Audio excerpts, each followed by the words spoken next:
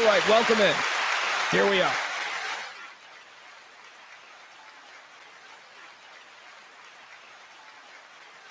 Okay, this is going to suck. I don't know how the sound... Well, actually, the show itself, I put a lot of hard work in, so the actual meat and potatoes of the show isn't going to suck. This is just going to suck for me. I am having headphones problems. I have no headphones. The headphones that I was singing the praises of a couple of weeks ago, the ones that I've had for like 2 years that Ed sent me, I'm like, these things are workhorses. What is going on? Hold on. Let me try something here. This is something. Yeah, that's it. The headphones aren't working. They broke. I threw them out, so now I'm using the backup headphones, which anyone who's ever worked in radio knows that every radio studio has a box full of backup headphones. And they're older, and they're in there, and they're in a box, and they're all twisted, and you got to untangle them and all that stuff. But they're there if you need them. Here's a little tip for you.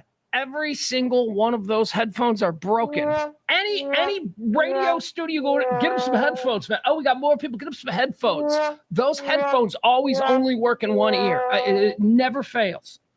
Never been to a radio station where they've given the guest good actual work, unless it's a big star. If it's a really good guest, then you make sure they get the good headphones. But so I'm working at a deficit, which means I can't really gauge volume properly. I need to look at I don't usually look at the levels. I usually just go with the way it sounds. I work that in that regard. I use the volume levels. Anyway, you don't need to know about that. Welcome in to how beautiful is North Texas, ladies and gentlemen? Look at us out the window here, huh? The blizzard that wasn't is what we'll call it. We didn't do a show yesterday. I apologize for that. And by the way, welcome in. This is the Rant. I am Pugs Moran. We do this every Monday through Friday, around about noon o'clock. Talk radio for fun people. Talk radio that's not afraid to bust some balls. It's talk radio that's not afraid to cross a line on apparently whatever side of the political partisan fence is drawing those lines. We cross them all. We just have fun. We're regular people. We try to be the fun people at your block party. That's what this show is for. Not weirdos. This is a show for normal people.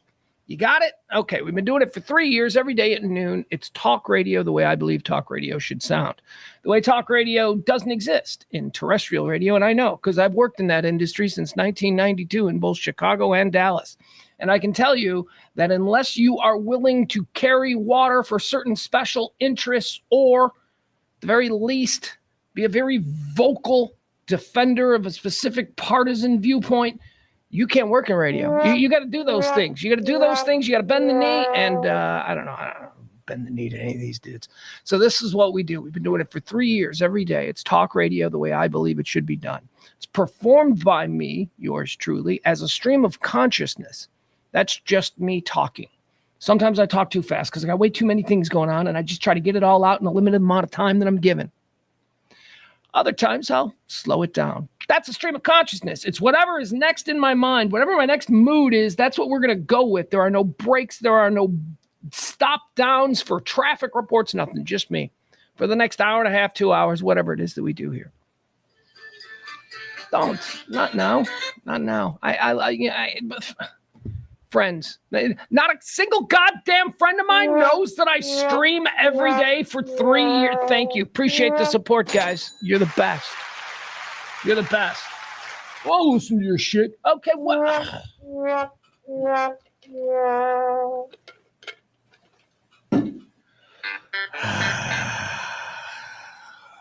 The show, A Stream of Consciousness, unfolds in what we call 4 quarters, 4 segments. These segments are designed for my own personal edification to keep me reined in and not going, stop it! No, I'm not going to be in a group chat about Notre Dame at the moment. Jeez Louise. 4 segments. First one, I call it Antecedently on This Day. We get started with that. That's a look back at all the day's history. The stuff that has happened on this day that I've cherry-picked. I think this is interesting. Let's remind people that this happened on this day, these many years ago. Quarter 2 is birthdays. We know what that is. Hey, who's Kira Phillips? See, this is what happens with a stream of consciousness. I'm watching a new, I have a TV in the studio here that has a lot of breaking news on it. And I typically go with NBC News. They've got a live streaming channel. And why do I go with NBC? What are you carrying water for NBC? I don't know. It was the first one that popped up on YouTube. Shut up. Don't be weird. I just put whatever. You know, if North Korea sends missiles here, I'm pretty sure that they're going to report that. And that's why I've got TV on in the background. Today I'm doing ABC. And they just showed me this woman, Kira Phillips. I don't think I'm familiar with her. She looked fantastic. She looked like she was dressing for a ball at noon on a Friday, but whatever. I don't get it. It's one of my ongoing issues, right? The way TV news girls dress, especially at Fox News. They're all wearing prom dresses at noon on a Tuesday. What the fuck is going on with these people? All right. Quarter two, that's after the history segment, antecedently on this day. Quarter two is birthdays. That's self-explanatory. Quarter three is deads. Those are the people who've died. Those are the people who've died. Shout out Jim Carroll. We decide in that segment whether or not these people went to heaven or did they go to hell. It's fun. We sit in judgment. Quarter four is all the hot topics, current events, trends, whatever it is that people are talking about today. We're going to go through a big list of them. We're going to dive into them. The chat room, you play an integral role in all of this. Come join the chat room. Hang out. Make it a place. Al's here. Hi, Al. Let's say hi to Barney. Barney's here. Jeff's here. All the regulars are here. I was hoping maybe we get some new people since this is a weird kind of day. Sports bros are here. Oh, yeah. Okay, so I got to mention this. So it was Pledge Week. This was a doomed Pledge Week from the beginning, okay? It was doomed because of the way Christmas and New Year's fell in the middle of the week. It meant there were truncated weeks, 2 weeks in a row leading up to the old important Pledge Week. And then, of course, you add to the fact that it's January and, you know, people went hard over Christmas. You know, people spent money. So there isn't the side income that you can do. So I knew all of these things going in. Then we just get walloped by this storm. And I'm looking at Pledge Week and I'm like, oh, there's going to be a Pledge Week show where I'm probably not going to be able to do anything, right? Is that what's going to... So we missed yesterday. We came in today. I did all my bills yesterday. We're good. Thank you so much to everybody. A couple of people snuck in that I didn't mention that certainly got us there. And when I say got us there, I don't math. I stopped doing the math. I was just like, nah, just whatever. I'm just gonna pay it. Let's see what happens. I do want to sincerely thank April, Kim. I want to thank all the people who helped out this month. April, Kim, Cece.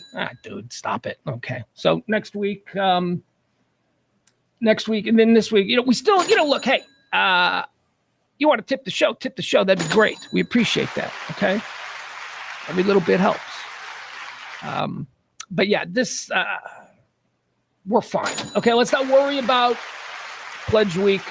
Let's forget about that one. Let's put it in the books. Thank you to everybody who got us close. You guys are awesome. We started out with a huge, we came out of the gates and then snow and ice and all the other things. They really screwed us, but we're okay. So thank you so much. Thank you so much to everybody. Peter, April, Kim. Those are the ones that I missed.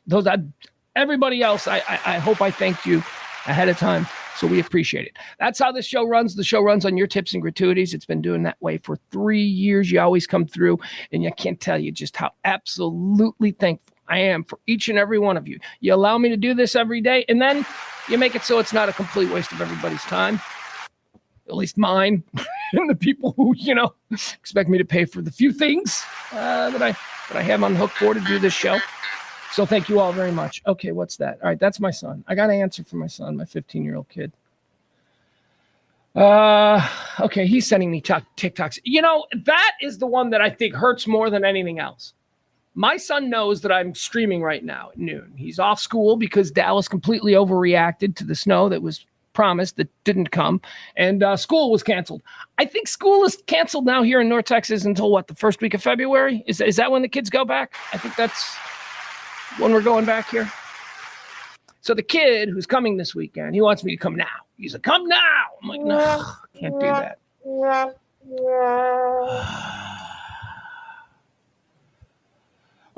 Mikey D with the breaking news. Mikey D in the chat room, breaking news, says Supreme Court has signaled that it will uphold the TikTok ban. Yeah, we'll see.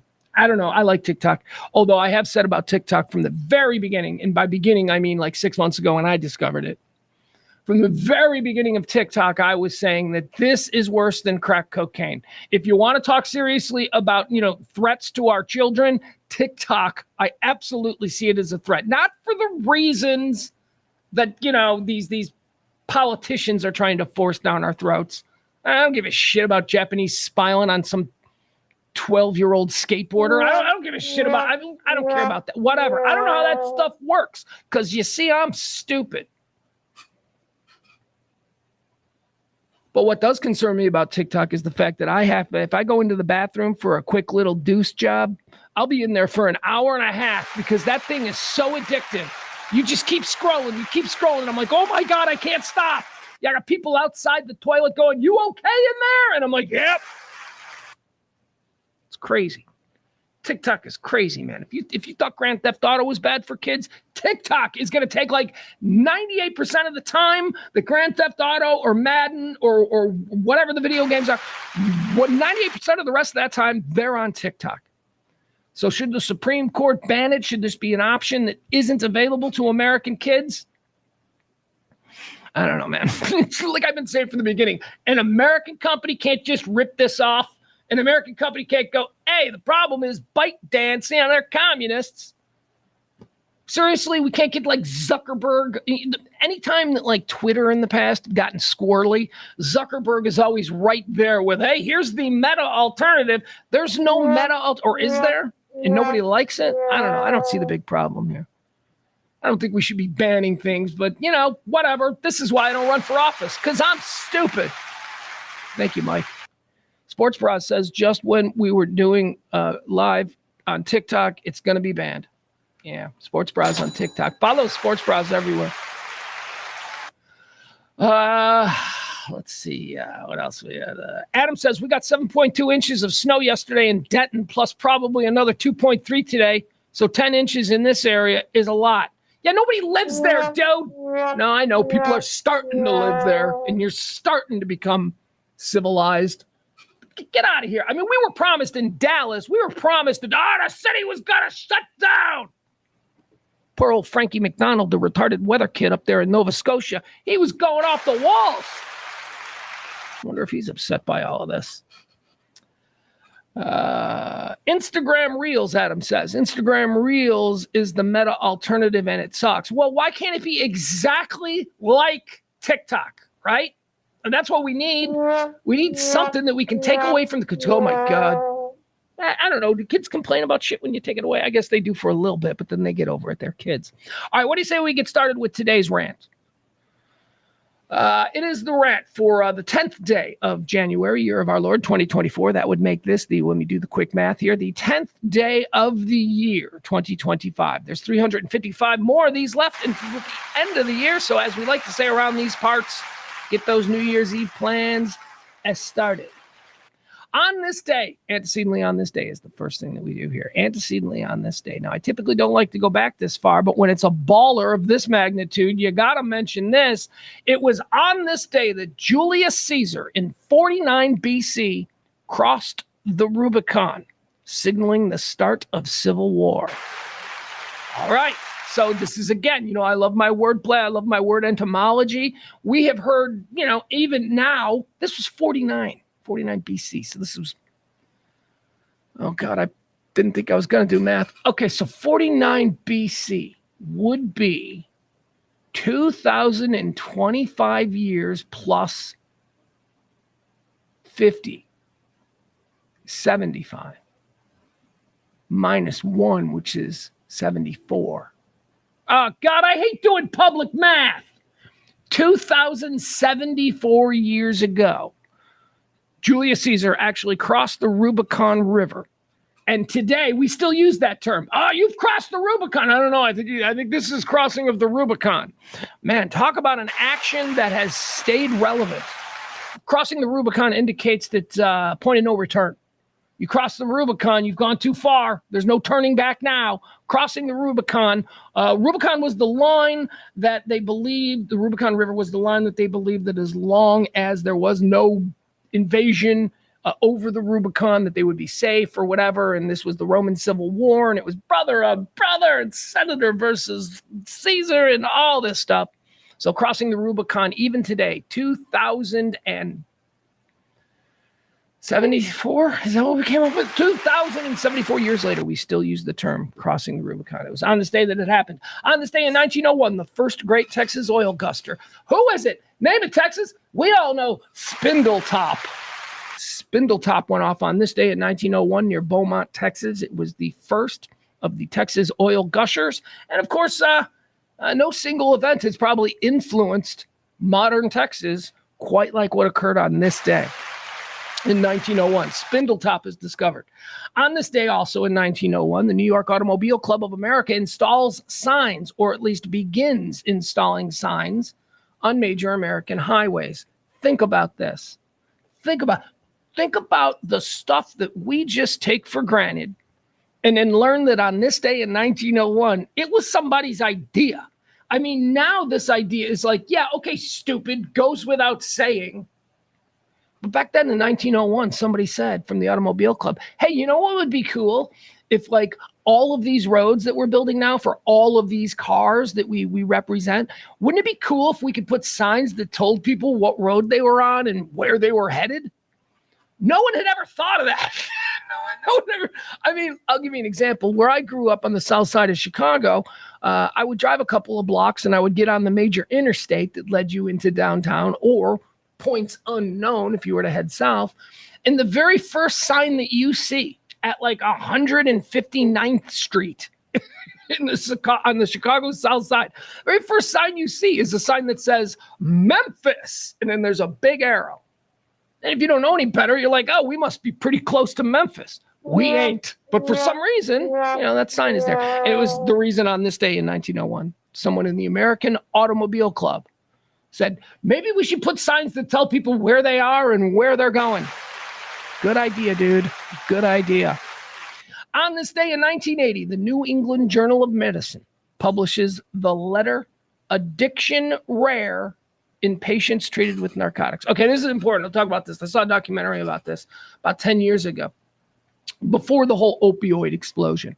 So in 1980, the pharmaceutical companies paid for research, and the team of doctors, the team of corrupt doctors that were paid by the pharmaceutical companies, wrote a paper on how, after all of their extensive research, they've discovered that opioids and pain medications are not addictive and perfectly fine. Of course, we all know that is complete bullshit. That's war crime shit. I mean, based on what we know, the result of those doctors, those bought and paid for water carrying pieces of shit doctors, what they did on this day, 1980. I mean, that was used. Understand that was used for the OxyContin infestation that we've gotten. OxyContin was sold to doctors as non-addictive. And all the doctors were like, well, I don't know about that. And it was this paper from 1980 that started to make its rounds in doctors' offices from coast to coast. And every doctor was like, I don't know that doctors were believing the paper, but it provided them cover. It provided cover for doctors who wanted to overprescribe medication on this day in 1980. And the New England Journal of Medicine is complicit, totally complicit for publishing that. Antecedently on this day in 2019, a 13-year-old, again, what was published was an article in 1980 that said, take all the opioids you want. They're totally not addictive. No problem. That was on this day in 1980. On this day in 2019, a 13-year-old American girl, Jamie Kloss, is found alive in Gordon, Wisconsin, having been kidnapped 88 days earlier from her parents' home whilst they were murdered. This is simultaneously like the most awful story that one could dig into, but also a happy ending, right? This little girl, somebody broke into this little girl's house, murdered her parents, stole her, and then basically turned her into a sex slave for 88 days before she was rescued by police. She was rescued, and we were all like, oh, God, happy ending. All right, that's a happy end. That poor kid, man. That is not a happy end. I don't, it is an ending that isn't the result of it wasn't her death. That But that poor kid, man, dead parents, this experience. Oh my God. On this day in 2019, she was found, Jamie Klaus. All right, there we go. Let's do some birthdays. Let's move into the birthdays here. Birthdays, here we go. People born on this day. Here's all we do with this segment. They're famous. Here's their birthday. Do we wish them happy birthday or do we think they're jerks? Born on this day in 1904. Happy birthday, and I'm going to do it, to Ray Bolger. You guys know who Ray Bolger is? Dude did like one thing. This guy was like a nothing actor. He was like a Broadway dancer who was like, he wasn't an A-lister. He was just an extra guy. And they're like, hey, we need an actor who can wear makeup because it doesn't matter if he's famous, but he needs to be able to dance. He's like, why don't you go over to that pool of like dancing boys and see if we can find. And so they cast this guy. And he would go on to do other roles. Nothing that anyone knows. I mean, you don't know anything else that Ray Bolger did other than the Scarecrow from Wizard of Oz. That's it.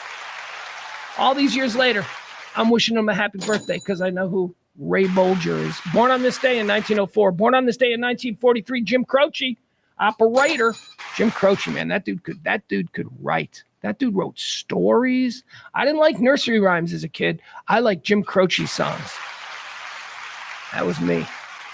Born on this day in 1943. Born on this day in 1944, Frank Sinatra Jr. This dude. Hey, you know what? I don't know. I've always kind of laughed at Frank Sinatra Jr. because he's like the Gallagher 2 of the whole Frank Sinatra brand. You know, Gallagher 2. Gallagher 2 is Gallagher's brother. When Gallagher was touring the West Coast, Gallagher 2 would be touring the East Coast. His brother doing the same act. It's awesome. Talk about having no integrity. Anyway, so Frank Sinatra Jr. is born, and when he was born, at the time he was born, you have to imagine this. I mean, it was for a young person who was in the music industry, you could have been a rock star real easy. You could have done all of that stuff, and I think Frank Sinatra Jr. kind of played around in that genre and stuff, but at some point, and this is what I both admire and think is hysterical about him. At some point, Frank Sinatra Jr. went, yeah, never mind. I'm just going to be a really cheap silver spoon version of my dad. He was just a poor man's Frank Sinatra his whole life. Frank Jr. kidnapped. Do you know about this? Do you know about the kidnapping of Frank Sinatra Jr.? Oh my God, he was kidnapped. He was kidnapped by dudes. Google that. Crazy story. Can you imagine that? Imagine how stupid these guys were. I bet they're all dead. I don't know what the story is, but you don't kidnap Frank Sinatra's kid in 1961 or whatever the hell this happened. You don't fuck with Frank. You still don't fuck with Frank. Let me tell you, he's been dead 20 years. Still don't. You certainly didn't in 1961. Frank Sinatra Jr., born on this day in 1944. Born on this day in 1945, Rod Stewart.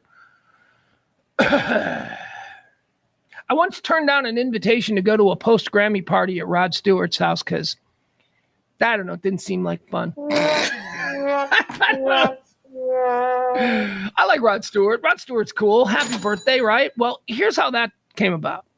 Richard Hunter, Big Dick Hunter. We all know Dick Hunter. Dick Hunter has been a guy, sort of a Forrest Gump-like character. He's able to sort of embed himself into these circles of people who you're like, what? So he knows people.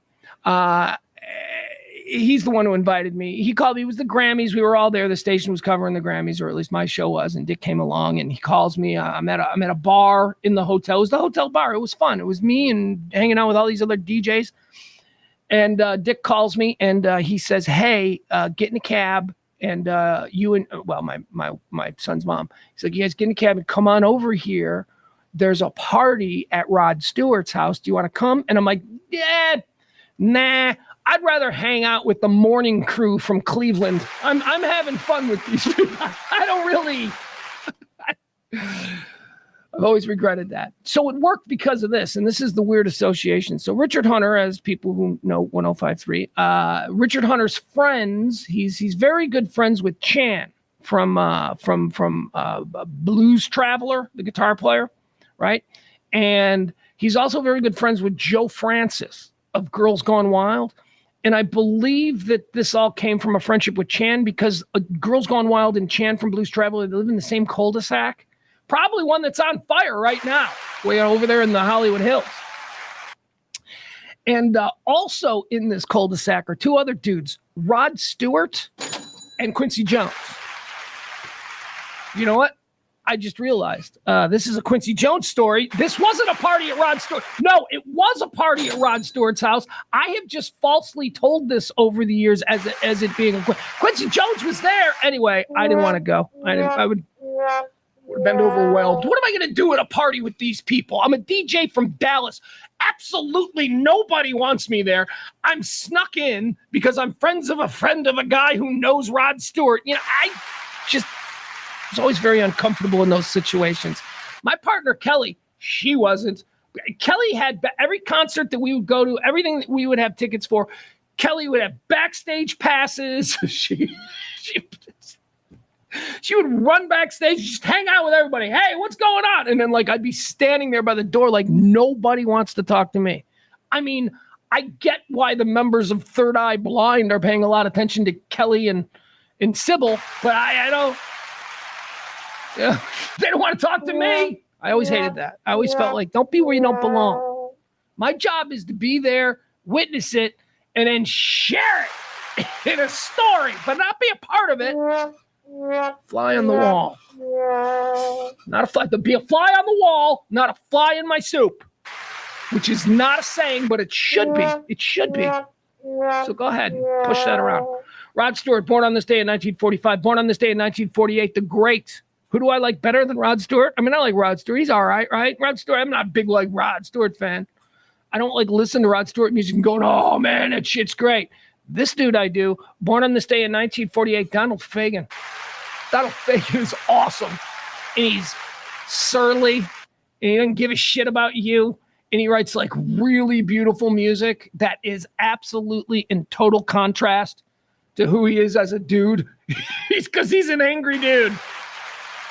Donald Fagen. Steely Dan. Steely Dan, of course. Donald Fagen and Walter Becker. I guess I didn't say that. But Donald Fagen, Walter Becker, Donald Fagen. Born on this day in 1948. Oh, Donald Fagen. A good example of Donald Fagen being kind of a crusty old dude is the HBO Max documentary that is just so fun. Yacht Rock. Have you seen it yet? So Steely Dan is like a very important band in the history of yacht rock. Steely Dan is sort of the quintessential yacht rock band.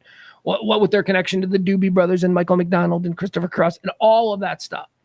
But yacht rock, I guess, in the minds of Donald Fagen is a very derisive term. So when the producers of the yacht rock documentary reached out and tried to book Donald Fagen, he hung up on them and told them to fuck off. It's in the documentary. So we called Donald Fagen and the phone rings and it's like, hello. And he's like, Mr. Fagen? Yeah. Hi, I'm so-and-so with so-and-so. I'm making a documentary, and I was wondering if you were willing to talk to us about it. I know that so-and-so spoke with you about us. Oh, yeah. What's the documentary called? It's called a Yacht Rock. Yeah. You know what? You can just fuck off, he said, and then click. I don't know. I love yacht rock, and I think it's incredible music. I don't think that music is bad. I don't think it's bad music. I think it's a vibe.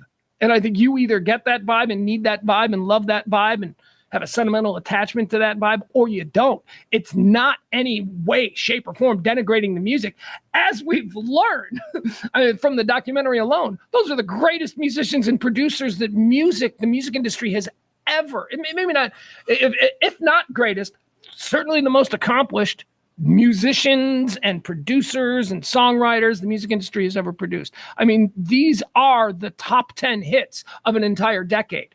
So, don't be derisive towards it. Hold on, I'm going to sneeze. God, sneezing is so bad for me because, as we know, there's going to be like 50 more sneezes coming. All right, born on this day in 1948, Donald Fagen. Born on this day in 1949, Big George Foreman.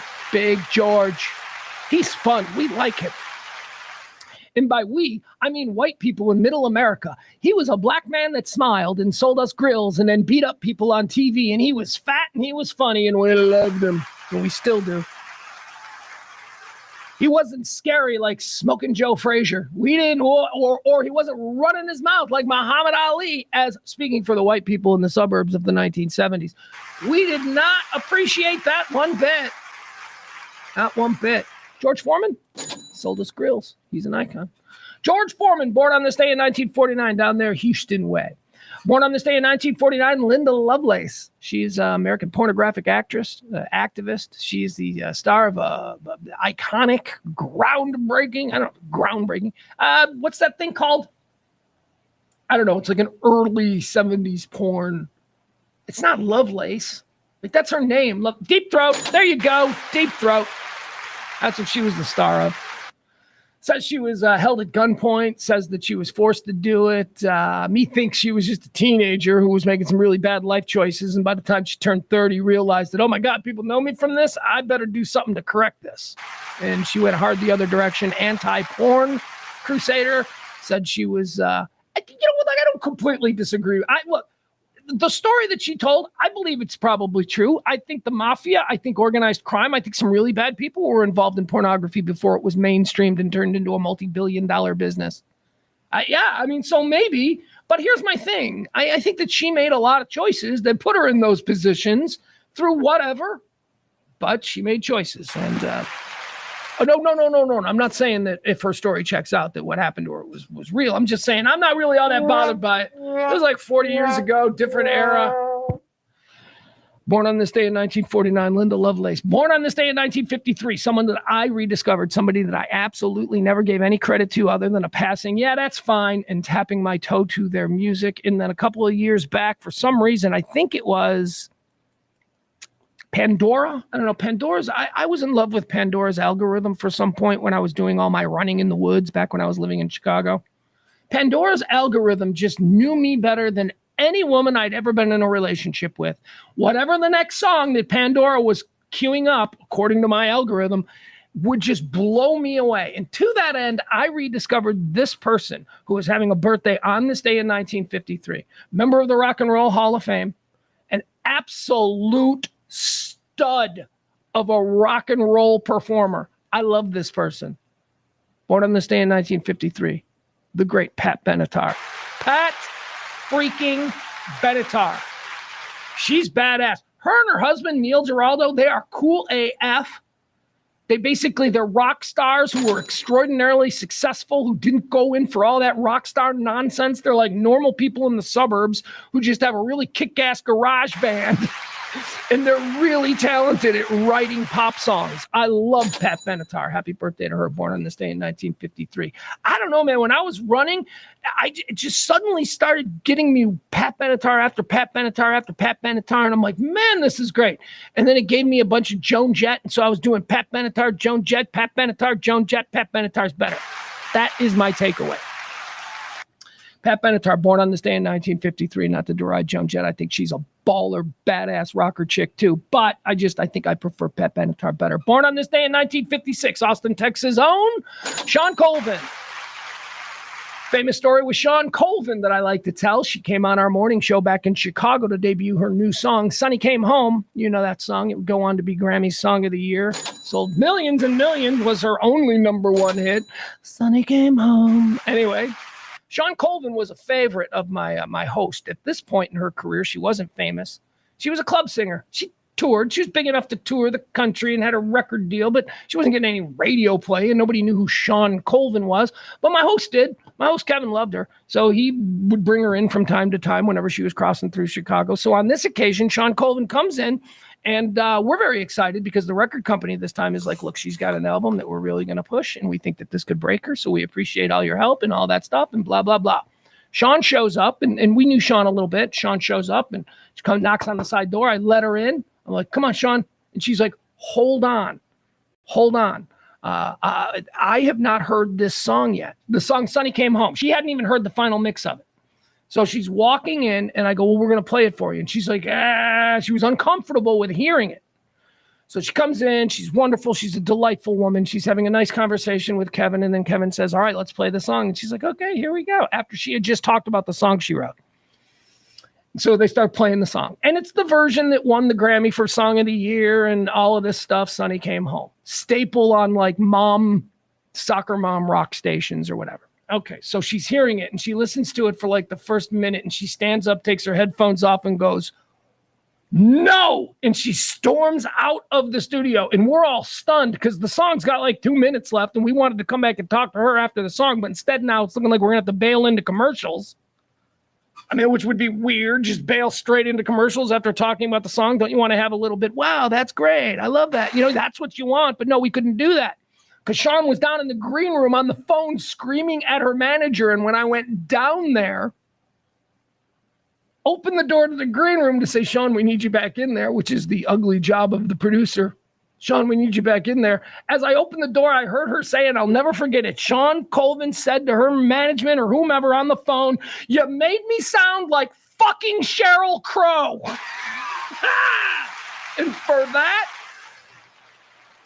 I'll always love Sean Cole. I just thought that was such a cool, visceral reaction from an artist who's like, I am not like that, and I know all I want to do is a big hit right now, but you remixed my song to sound completely different. And she was so pissed. And then, of course, the fun fact on that story is that song would go on to probably build her estate down there in Austin. It's the only big hit she ever had. All the money that she has comes from Sonny Came Home. It's what she closes or, I don't know, opens her concerts with now. I imagine it's what people are buying tickets for. Sean Colvin's a cool chick, but that was a funny moment. Born on this day in 1956. Born on this day in 1986. Oh, boy. Okay. I love this guy. I mean, I've loved this guy. I've loved this guy from Jump. I don't need to do a big ramp up. Born on this day in 1986, Notre Dame head football coach Marcus Freeman. Marcus Freeman.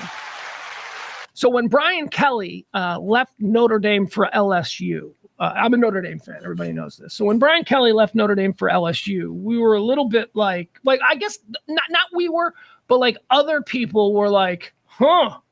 Kind of embarrassing for Notre Dame, huh? I mean, that's supposed to be the last job a college football coach takes. You know, the whole wake up the echoes bullshit in history and mythology. So this guy left to be with the LSU. And we Notre Dame fans were like, oh, thank God. We didn't like how it went down because, yeah, it was kind of like, what do you mean you think LSU's a better opportunity? We didn't like that. But we were okay with it because Brian Kelly was horrible. Brian Kelly, they've learned that in LSU. Brian Kelly was awful. And then Marcus Freeman came in. Marcus Freeman was this young guy, used to play for Ohio State. I think he was the defensive coach there. Comes in at Notre Dame as this 35-year-old brand new head coach. And he brought an energy and a vibe and a culture and all of this stuff that in my lifetime of being a Notre Dame fan, I have never seen. You have to understand that as a Notre Dame fan, most of us went to Catholic school. Most of us, are best behaved whenever, people are watching. And that is sort of the brand and the idea that Notre Dame has tried to force. Yes, they're corrupt. They've been in trouble. Like, I'm not going to suck scandals and all this kind of stuff. But when it comes to the way their young men and their team is supposed to be run, they're buttoned up. They're buttoned up. It's still 1955 in South Bend. They are very, very much like none of this, like you see these wild Saban locker room. None of that has ever been the case with Notre Dame. Marcus Freeman came in and he just unbelievably. Let me show you this. I want to show you this. My son and I love this. This is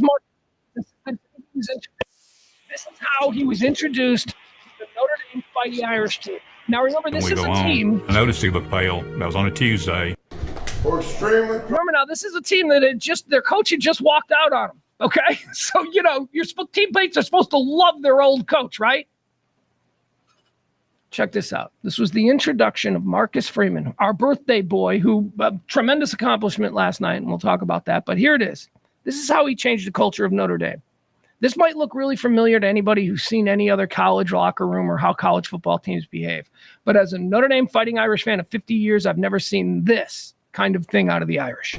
We're extremely proud of you guys on your focus and your ability to lock in all week long this week, okay? It was awesome to see, awesome to be a part of. It shows who you are, your DNA, your mental toughness, your physical toughness, the way you compete, the way you care about each other. Okay, that's what this team run is going to be about. Competing, getting after it with mental. Again, this is a team whose coach has walked out on them a week ago. And physical toughness, and being the best in the country at what we do. So we ready to do that? Yes, sir. All right, so what I'm going to do now, okay, because you're a brand new head football coach.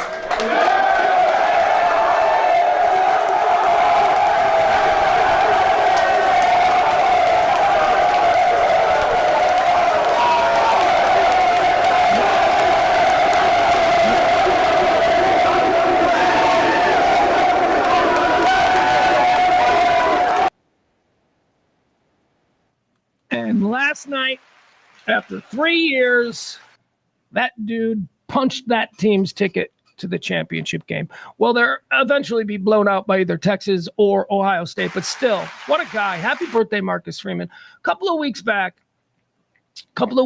a lot of people were shocked to hear that Marcus Freeman, Notre Dame head coach's name, was linked to the head coaching job with the Chicago Bears. People in the Chicago area weren't, because Notre Dame is essentially a Chicago area school. It's only about, I think it's only 70 miles from where I grew up. Get there in less than an hour, right along the south bend of the Lake Michigan. So people in the Chicago area that were more tuned into Notre Dame. So when he was linked, people in Chicago went, yeah, we totally see that. Because that dude is either going to win 5 national championships at Notre Dame, or he's going to jump to the NFL next year and be the next great culture young head coach. So we weren't surprised by that. But you might remember what I said when I reported the story about Marcus Freeman reportedly being someone the Chicago Bears want to interview. And by the way, a couple of days later, Notre Dame signed him to a new contract, a big one. They were like, nope, if the NFL is sniffing around, although he does have the clause where he can jump to the NFL, so that doesn't really mean anything. But so anyway, we didn't think it was weird. And at the time, I remember saying, I do not want Marcus Freeman as the head coach of the Chicago Bears, because my 2 favorite teams in football are at the college level, Notre Dame, and at the pro level, the Chicago Bears. And I think my college team has their coach. Please don't take my coach from my college team. Why? I need 2 coaches. I need my pro team to have a good coach, Pete Carroll. I need my pro team to have a good coach, and I need my college team to have a good coach too, who isn't going anywhere. So happy birthday, Marcus Freeman. I love you, dude. So do chicks, apparently. Apparently he was rated the sexiest coach in football, like a college football or something. I could see it. He's young, he's handsome, he's a former player, he's ripped.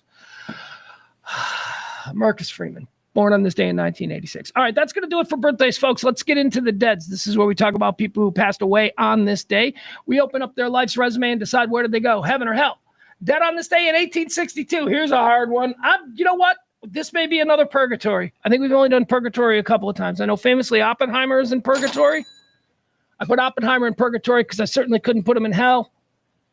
And I certainly couldn't put him in heaven. I was in the middle on him. Oppenheimer, of course, the bomb. That's a tough one when you open the resume and you say, created the thing that could end all life.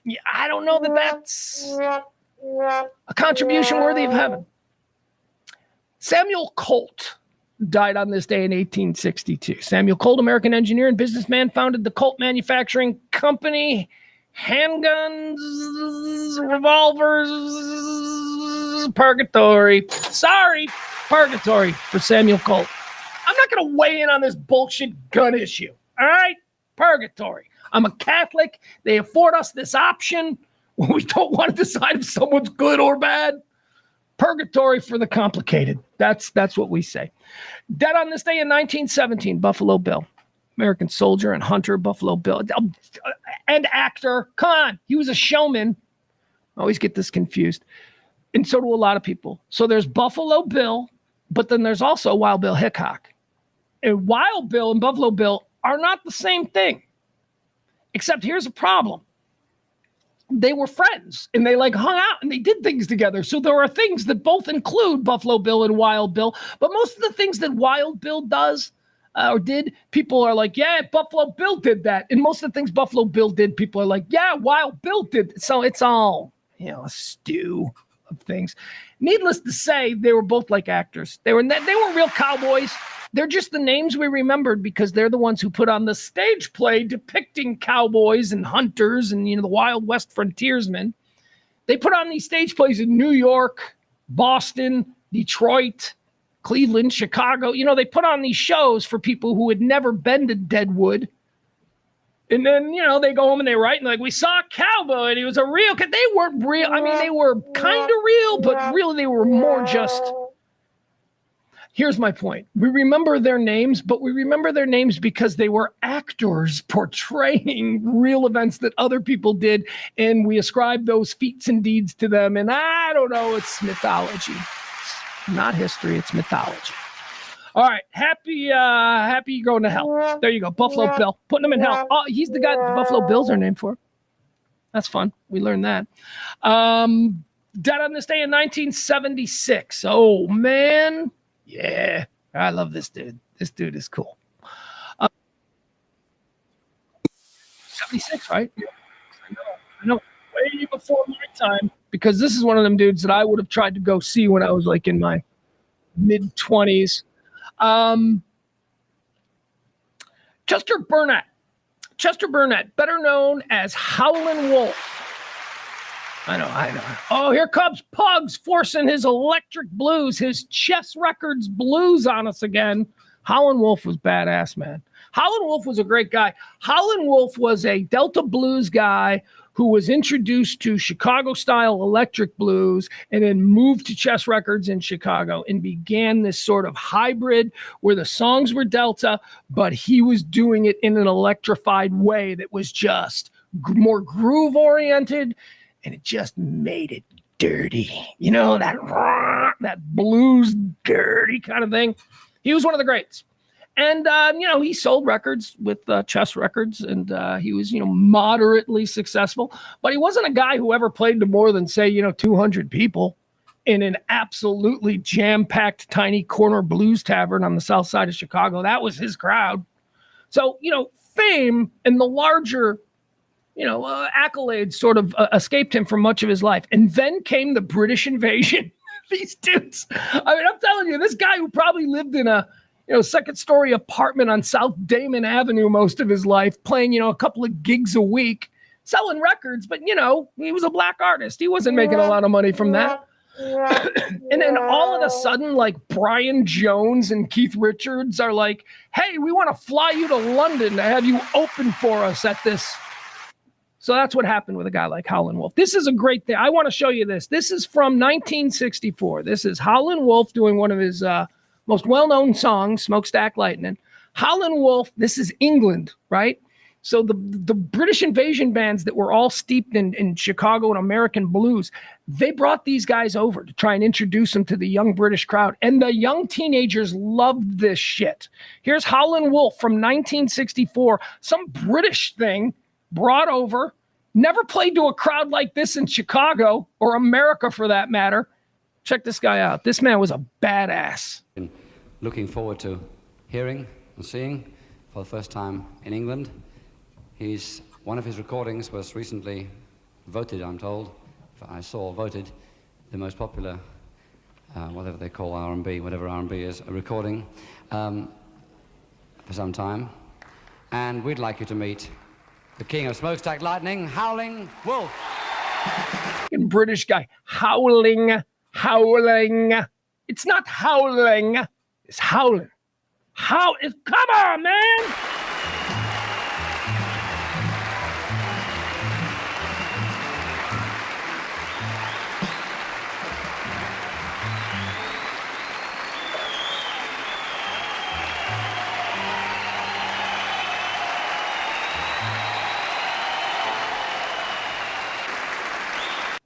Do you know how cool this is for this man? Do you know how cool? I mean, this is something that escaped him his entire career. He is truly one of the greats. He is a wonderful artist. This is what I always say. The greatest opera singer on the planet is probably working as a plumber in Columbus, Ohio. They've just never been discovered.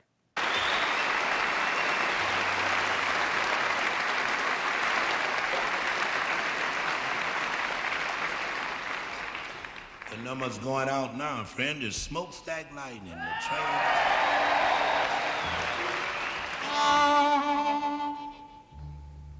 This is groove.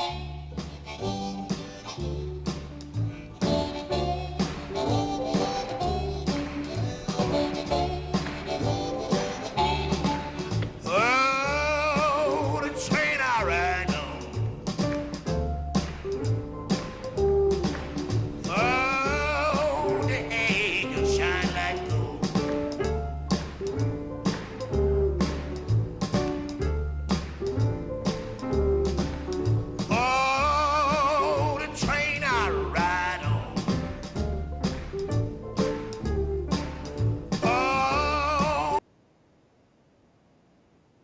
All right, there's nothing worse in this world than somebody forcing others to listen to their specific and random favorite kinds of music, so I will stop doing that. I believe that's on the pecking order just below, making people watch vacation films and baby birth videos. So I will stop. But Howlin' Wolf, man, he's going to heaven. That dude was badass. I love that guy. He and Muddy Waters, they had kind of a Coke and Pepsi rivalry thing going on there, and you could not be in the same room with both men at the same time. Their lines were drawn. Now, it wasn't like we're going to worry about a gunfight or anything like that, but, it was weird. If both Howlin' and Muddy were in the same room at the same time, somebody screwed up because these two men did not like each other. They were constantly competing as being like the top guy. Let's see here. Chester Burnett, Howlin' Wolf. He's in heaven. Here we go. Ready? Ready for another one now? You thought I spent... Okay. So you give me my 5-minute fawning over the great Howlin' Wolf, right? You give me that. And now I'm going to give you 5 minutes of something we can all celebrate. I think a little bit better known than Howlin' Wolf. How about on this day in 2016... I know Prince liked to call himself the artist, but before Prince, there was David Bowie. David freaking Bowie. Good Lord, man. I have been remiss in my cultural duties with my son. Bowie is one of those people that, when I'm introduced, I took it upon myself at a very young age to make sure that my son wasn't an idiot when it came to like music and film and books and literature and historical events and all that stuff. I call it my cultural education plan for my son. Okay. And certain artists very early on were he was exposed to. For instance, in the womb, he got copious amounts of Frank Sinatra, Marvin Gaye, and The Clash. That was pretty much what he got. I don't know what his mom was putting on when I wasn't around, but when I was in charge of putting the little headphones on the belly, it was always either The Clash or Marvin Gaye or Frank Sinatra. I don't know what she was doing. I don't know. I don't know what her favorite music is. I have no idea. Maybe some Shania Twain she was kicking out. I don't know. Some Dolly. I'd be fine with any of that. That's good. Point is this. I didn't educate my son on Bowie. I never got him on Bowie. Bowie he's familiar with just in passing because I've made sure that he knows that there was this person named Bowie and that he's really important. But I didn't really go hard with Bowie the way I did with some other things. And here's why. I think that I went with the fun stuff early. The Beatles. Beatles very approachable for like a 5-year-old. They're basically, so that was his original thing. Then we got into some like simple punk, we did a lot of Ramones, we did a lot of Beastie Boys. These were like the original ones, right? Then we had a summer of Sinatra where he got the Sinatras and all that stuff. But Bowie, I always thought there are two people that I really want to take a lead sled dog role in introducing to him. And those two people are David Bowie and Bruce Springsteen. Okay. These two are probably my two favorites. Very different. I'm complicated, man. I can appreciate all kinds of different things. They are different. I haven't exposed my son to either of these people. But Bruce is kind of inescapable in my life because Bruce is the number one guy. So like Bruce is, so he's got a little bit of Bruce, not to the extent that I would like to expose him to Bruce, but enough where he digs some songs. Bowie, not at all. But Bowie, I always, every time I want to we should do nothing but listen to Bowie this weekend. That's how you do it. And I haven't been able to do that because I'm like, I don't know. Is he ready for Bowie? I'm ready for Bowie. Are you ready for Bowie? Here's what I want to do on the anniversary of David Bowie's death. He passed away on this day in 2016. David Bowie, a draft. My favorite David Bowie songs. You can't do a best David Bowie song because, one, it's subjective. And two, how long is this list going to be? There's going to be like a 50-way tie, for number one. He was that great. So here we go. Here are my top 5 David Bowie songs in the form of a draft like the NFL. The first one is the best. The second one is the second best. Here we go. David Bowie draft. Number 1 pick off the board, Life on Mars. That's my favorite David Bowie song. It's a god-awful small affair for the girl with the mousy hair. You just read Life on Mars. Here, I'm going to read you some lyrics for Life on Mars. We're going to get started. Oh, God, here we go. That's what he's saying. That's what you're saying. He's reading song lyrics. All right, no. It's just such a cool song. It's a god-awful small affair to the girl with the mousy hair, but her mummy is yelling no, and her daddy has told her to go, but her friend is nowhere to be seen. Now she walks through her sunken dream to the seat with the clearest view, and she's hooked to the silver screen. But the film is a saddening bore, for she's seen it 10 times or more. She could spit in the eyes of fools as they ask her to focus on sailors fighting in the dance hall. Oh man, look at those cavemen go. It's the freakiest show. Life on Mars. That's a story. That is a story told in one of the coolest Okay. Want to know what it's about? No, because that is the other thing that people don't want. Nobody wants people, telling you what a song is about. But that is a badass song. Especially when you process it and you're like, oh my God, this song is about whoa. David Bowie, number 1, Life on Mars. Number 2, Modern Love. Simple. You're like, really? That guitar riff at the beginning of Modern Love, unbelievable. It's one of those, some Bowie experts might say it's one of his disposable later cash grab hits, but I don't care. That riff and that beat, that is a Bowie song that whenever it comes on, I'm like, yeah, okay. Number 2 in the Bowie draft, Modern Love. Number three in the Bowie draft, favorite songs, Young Americans. Love that song, Young Americans, Young Americans. We are the Young Americans. The Thin White Duke era, I told you, is kind of my favorite era of David Bowie, the many personas of Bowie. This was, Young Americans was Bowie going to Philadelphia. Bowie wanting to check out what was happening with the Stax record label sound in Memphis, and then getting to Philadelphia and finding out what's happening with that Philly sound. Then on to New York, and then show everybody what he put together in L.A. No more of this Berlin bullshit where Bowie's getting all weird and wearing mascara. He's trying to be normal now. He's trying to be the Thin White Duke, Young Americans. I love that. Number 3 in my Bowie draft. Number 4, Major Tom. How could it not be? I'm a space nerd. That song shook me. The first time I heard that song shook me. I was just, the story, the sadness, the unknown. Well, what happened? Major Tom, number 4, favorite David Bowie song. Number 5, Suffragette City, because I had to find a place for it. That's one of the most incredible rock songs ever written. Just the musicianship, the riff, the guitar leads. David Bowie's vocals on Suffragette City are, I believe, his best vocal performance. David Bowie, Suffragette City. All right, on this, the death day of David Bowie, we've given you his top 5 songs, according to me.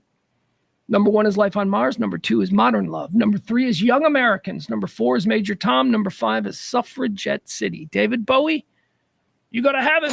There you go. How does he not? So much badass music. It was played during so many good times. That man goes to heaven.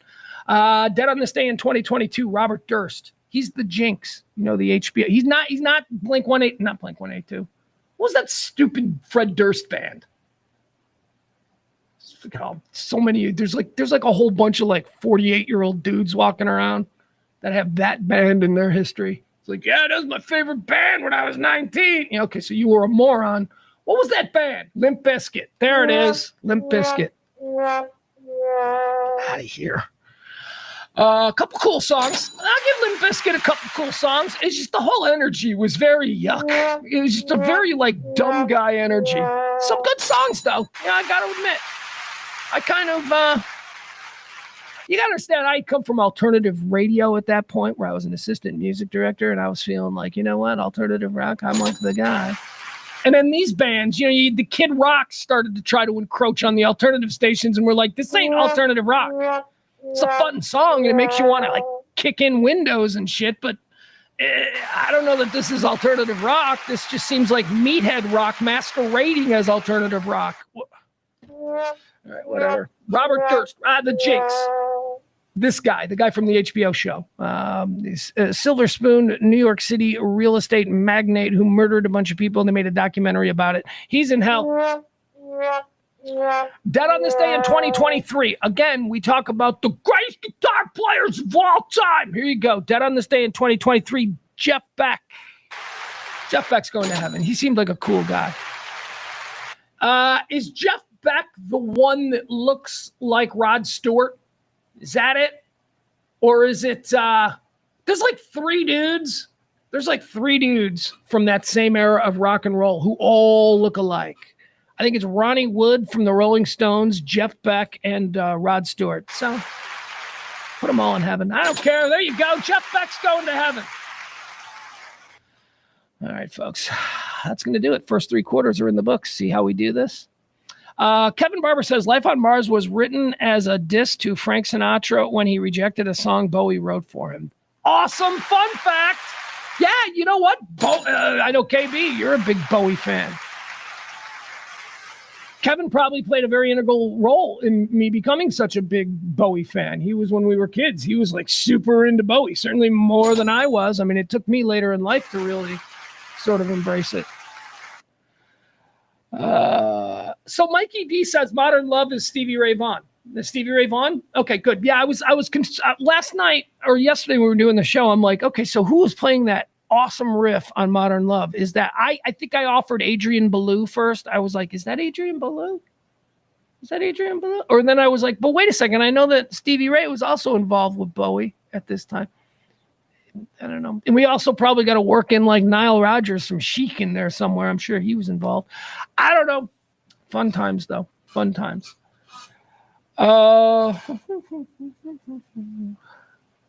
Amy says he played for Rod Stewart. Jeff Beck? Is that what you're talking about? Or are you talking about Ron Wood? Because I think Ron Wood and Ron Wood and Rod Stewart were in the same band, right? The Faces, the Small Faces, or whatever. I don't know. It's all I'd have to really dig in to give you some concrete history in this area. It's all coming fast. All right. Thank you, Amy. Let's see here. That's going to do it for dead people. Okay, let's be done with the dead people. One more time, let me remind you, folks, that you can support this show anytime you want. Drop a little tip, a little something. Spending money is always appreciated. I mean, look at this. Look, this is what I had to brave coming in here today. North Texas has been hit by a monumental storm. I mean, I know what you're saying. You're saying, Pugs, you have such a beautiful backyard. And where did you get those mountains in North Texas? Yeah, I know. I got a lot of explaining to do there. So what happened with the weather? Let's start out here with all the topics people are talking about. Let's talk about the weather here in Texas. North of the bush,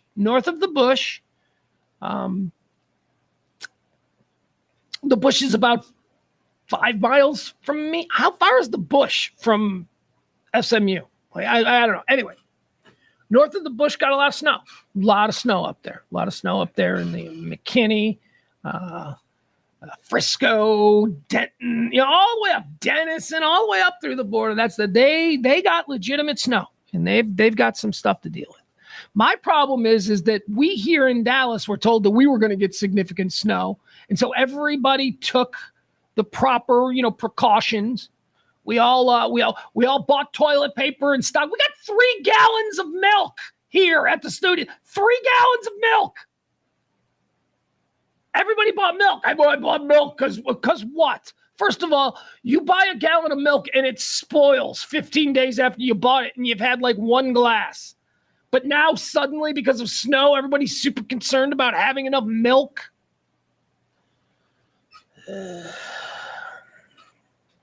So yesterday, here's what happened. I didn't do a show yesterday. And here's why I didn't do a show yesterday. So we wake up yesterday here in the Dallas-Fort Worth Metroplex, and it's raining. It's like, wouldn't even call it rain because I had to take the dog out for a walk. They were big, giant, gross drops. Like, they weren't like regular raindrops. They were like big, half-frozen.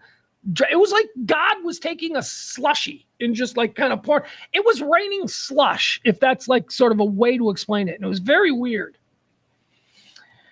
and the roads were jacked up, and like because people were sliding there. So yesterday I'm like, yeah, you know what? I ain't doing this. And with all due respect, folks, you know I love you, and you know I choose to live here. This is where I got back here as quickly as I can, and I am never going to leave. It is my day to one day hopefully be able to say in some regard that I am at least partial Texan.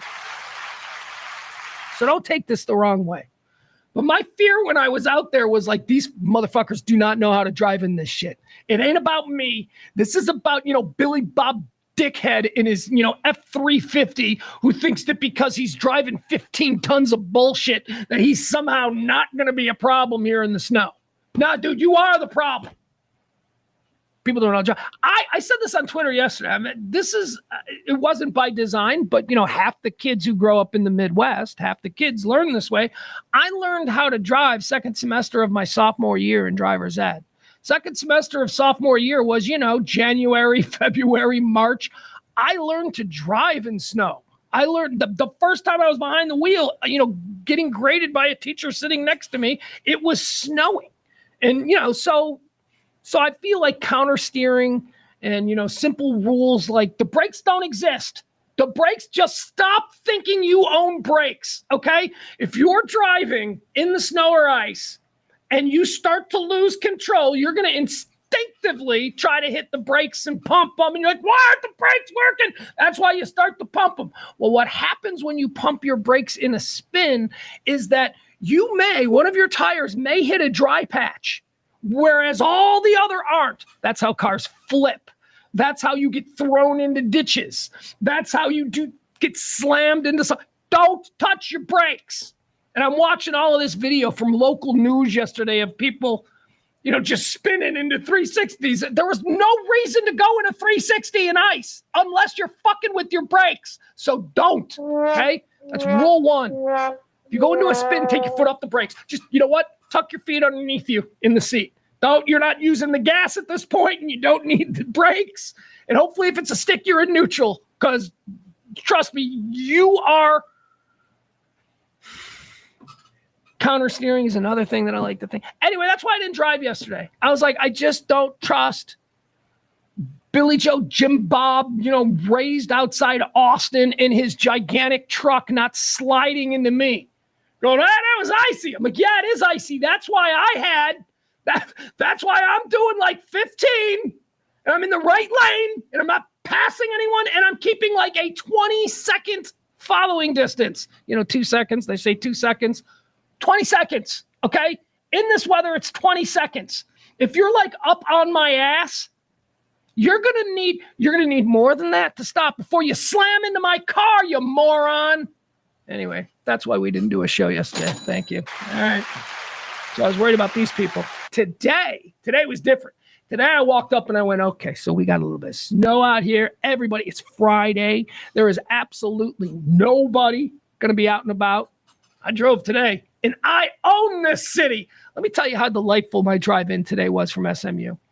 So oftentimes to get to the design district from the Highland Park SMU area, you'll just, the easiest way is just jump on Oak Lawn. Oak Lawn just takes you right there. Oak Lawn to Dragon, make a left. Here we are, right? Simple. I don't do that. Not today. Today I knew that there was going to be nobody on the roads. So I took 75. I came through downtown. I was the only car on 75. I mean, I saw a couple guys coming in the other direction in the other lanes heading out of downtown. And I just felt like, is everything okay in there? I was like, well, why is nobody? I didn't know. It really did. It looked like a post-apocalyptic kind of situation. Typically, it should take me with like moderate normal traffic. It takes me about 10, 15 minutes to get from where I live here to the studio. It took me like 10 minutes today. It was just like 10, and I took a longer way on the expressways. It was just like so beautiful. I don't suggest any of you people go out there because it is like, there's black ice and it's going to freeze and it's going to be nasty. So, everybody stay in. The reason I had such a delightful experience commuting today is because none of you people were there. Okay. It was just me. There was nothing to worry. So that was very nice. And I'd like to keep it that way. Just me, just letting me out there.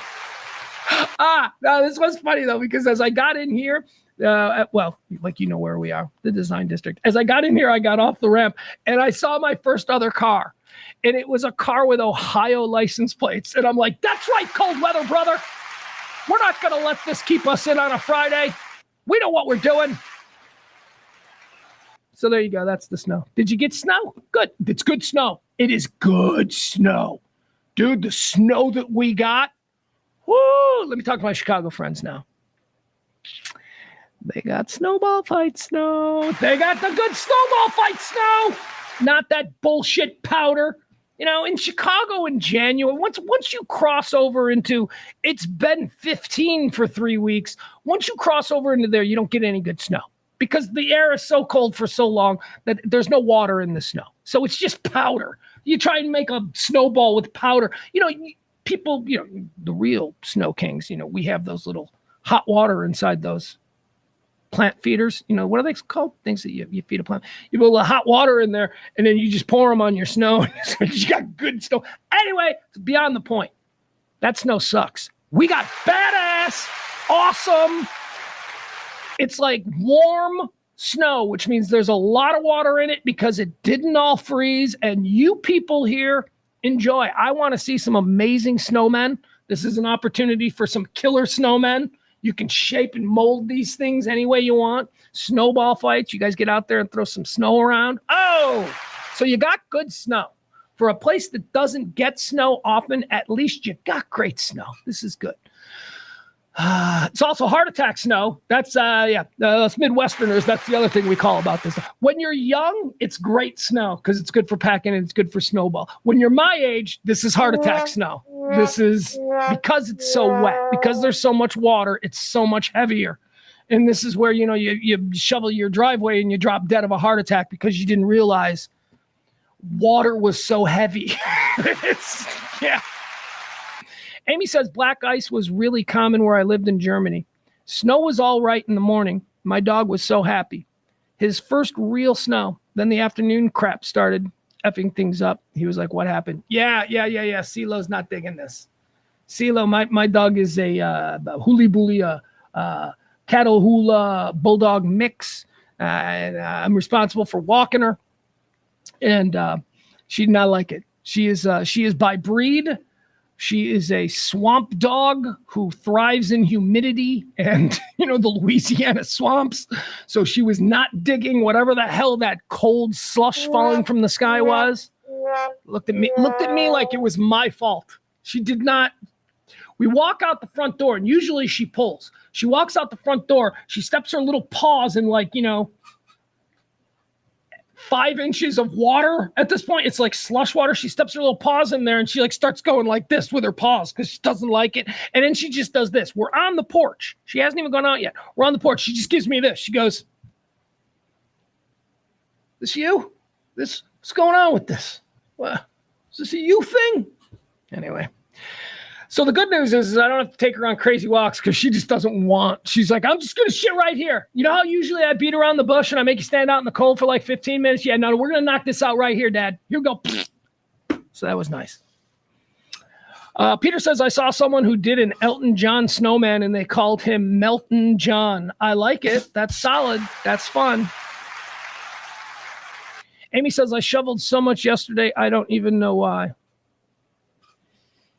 Cody Burleson's in the chat room. Cody Burleson hanging out with us today. Of course, everybody knows Cody Dangalang of 105.3 fame, one of the players there, one of the all-timers from the short-lived but often reminisced fondly 105.3 radio station here in town. Cody's having a baby. I don't know if this is for public consumption, but Cody, you can't send me a text this morning, a group text. Do you know that is this an ongoing group text? Because I didn't know that I was even in a group text like this, but all I can tell you is that I love this group text. This is now my favorite group. Oh my God, look at it. It is. It's been going on for years and I'm just that much of an asshole. Okay. All right. I got a new favorite group text. It's me. It's James Parker, afternoons at WBAP 93.3. It's me, Parker, It's the lovely Sybil Summers mornings on, I don't know. I should know that. That's not cool. I shouldn't just be like, oh, I don't know. Sybil's on a morning show on an AM station here in town. I don't know. Anyway, this chain that I'm in, it's the whole Pugs and Kelly show without Kelly. That's basically it. So it's me, Sybil, James, Eric. We got some Imbo. I don't want to say his name. We got some Eric Mark going on here. And Cody laid it on us this morning, that he's having a baby, a little girl, or at least that's how he's going to raise it. And I'm very... that's my new. All right, I did that today to them because it was just like such a great opportunity. But that's my new thing when people tell me they're having a baby. When people that I've done this twice now, the second time being with Cody, but a couple of weeks ago over Christmas, I was at a party and this guy I know, he was like, so we're having a baby, and I'm like, oh my God, really? And he's like, yeah, it's gonna be a boy, and I'm like, and that's how you're gonna raise it? That's like my new follow up. And that's how you're going to raise it? Like, no judgment. Just I want to see how a parent-to-be kind of processes that little comeback. So that's fun. So I did that to Cody today. But he's having a girl, and that's how he's going to raise it. So that's good. That is good. Peter says 5:70 a.m. That's where you can find Sybil every morning. Frankie B, Frank Benton. That's don't spell it with a C. She is not like Sybil Shepherd. It is Sybil with an S. All right, thank you, Cody. Cody says it's public. Good for you, Code. Good for you, man. I'm so proud of you. All right, let's go. So we covered the snow. Let's move into the fires, right? So the fires are still going on. Fires in Los Angeles. This is my main obsession over the past 3 days. I can't believe what I'm seeing. I don't. All right, let me sort of. All I've been texting about these fires and, on Blue Sky or wherever it is that you follow me, all I've been texting is the same damn thing every time. I can't believe what I'm looking at. I just cannot. None of us can. We hear about these wildfires all the time and, oh my God, another hurricane and what a disaster. And we're ramped up and we're ginned up and we're all, every other week, there's something else. Mother Nature doing something to us that we've got to completely pearl clutch over and act like this is the worst thing that's ever happened. So that when something that authentically, without question, raises the bar and is far more destructive than any of that shit that had come before that was overly ginned up by the media, we don't know how to react to it. I mean, it sounds to me like the news people, at least in the early stages, now they're covering this like 24. Now it's like an ongoing thing. But in the early stages, the people who were covering the Palisades fire were using the exact same kind of energy and enthusiasm and, oh my God, this is terrible, that they used with the Maui fires. Remember the Maui fires in Hawaii? The Maui fires are nothing. They should be so lucky is to have like 10 times the Maui fire. The Maui fire burned a bunch of nothing. It came ashore in Lahaina. Is that where? Didn't come ashore. It burned things in tourist places, that are designed for tourists and stuff like that. It didn't burn 15 high schools. Okay? That's not what happened in Maui. So as we're watching this story in California unfold, and, we've got the hurricanes that happened in North Carolina and Florida and all that was all, how does it compare to that? Not at all. Doesn't compare to that shit at all. This happened. This was the perfect storm of things. I went back, there was this clip that was going around of Joe Rogan, and I went and tried to find more context and find a bigger chunk of it, but I couldn't. But Joe Rogan, a couple of months ago, when there were some fires breaking out in the Hollywood, area there were some fires breaking out. Joe Rogan was talking about them, and he said that he has a friend who is, big in the Los Angeles County fire, And they were talking about these wildfires. And Joe was like, why can't you stop them? And this guy said to Joe Rogan, there is going to come a day, and it could be tomorrow, when just the perfect location of a fire starts, because the temperature is perfect, the dryness level is perfect, and it's going to happen in a place where people live. It's going to happen in somebody's, and I'm not doing it verbatim, but it's going to happen someplace they're going to live. And the winds are going to just happen to be blowing at exactly the worst possible wind speed in the worst possible direction. And there will be 1 million people left without a home. That's what Joe Rogan said. And this clip was going viral the other day. And again, if anybody knows who the guy was that he was talking to at the time or has the clip in full, I'd like to see it with more context. But I'm like, yeah.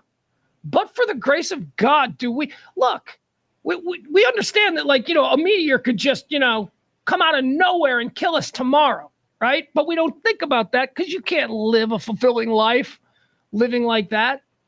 This is like an end of days type fire situation that has happened in Southern California. The Palisades fire is particularly horrible. They say it's going to be the most expensive. The most expensive, by far, it'll be the most expensive, natural disaster, simply because these houses, we're talking about thousands. They've raised, at first it was 1,000 structures have been damaged. I've seen that number now up to 10,000 structures razed. Razed means burned to the ground, which is weird because you would think razed means rebuilt, but no. 15 high schools. This is crazy, man. Here. Show you some things before we get into what I really want to talk to about this. This is the devastation. This is from the air. We've all seen it. We're all shocked. I just believe that we don't truly know how to process this. I don't. And I don't mean that. I don't mean to be like, oh, you're stupider than I am. No, I don't mean that. But I don't know how to process this. This is Palisades. This is Pacific Palisades. I told you that I was on Zillow, right? Because I like to see, man, what is the damage here going to be like? So I was on Zillow. You can't buy a house in Pacific Palisades less than, $2.5 million. And by the way, the top houses are like $90 million, $100 million. I mean, these houses are not, with all due respect, the houses we grew up in. So we're talking about a dollar figure when all the insurance total is, it's going to be insane. Here we go. In the Pacific Palisades and into Santa Monica, just nothing but destruction. All those hot spots are structures. So you understand, this is a neighborhood. This was a lush, green California valley, Malibu. You all got a view of the ocean out your back window. Super rich people neighborhood. It looks like Hiroshima now. It looks like Hiroshima.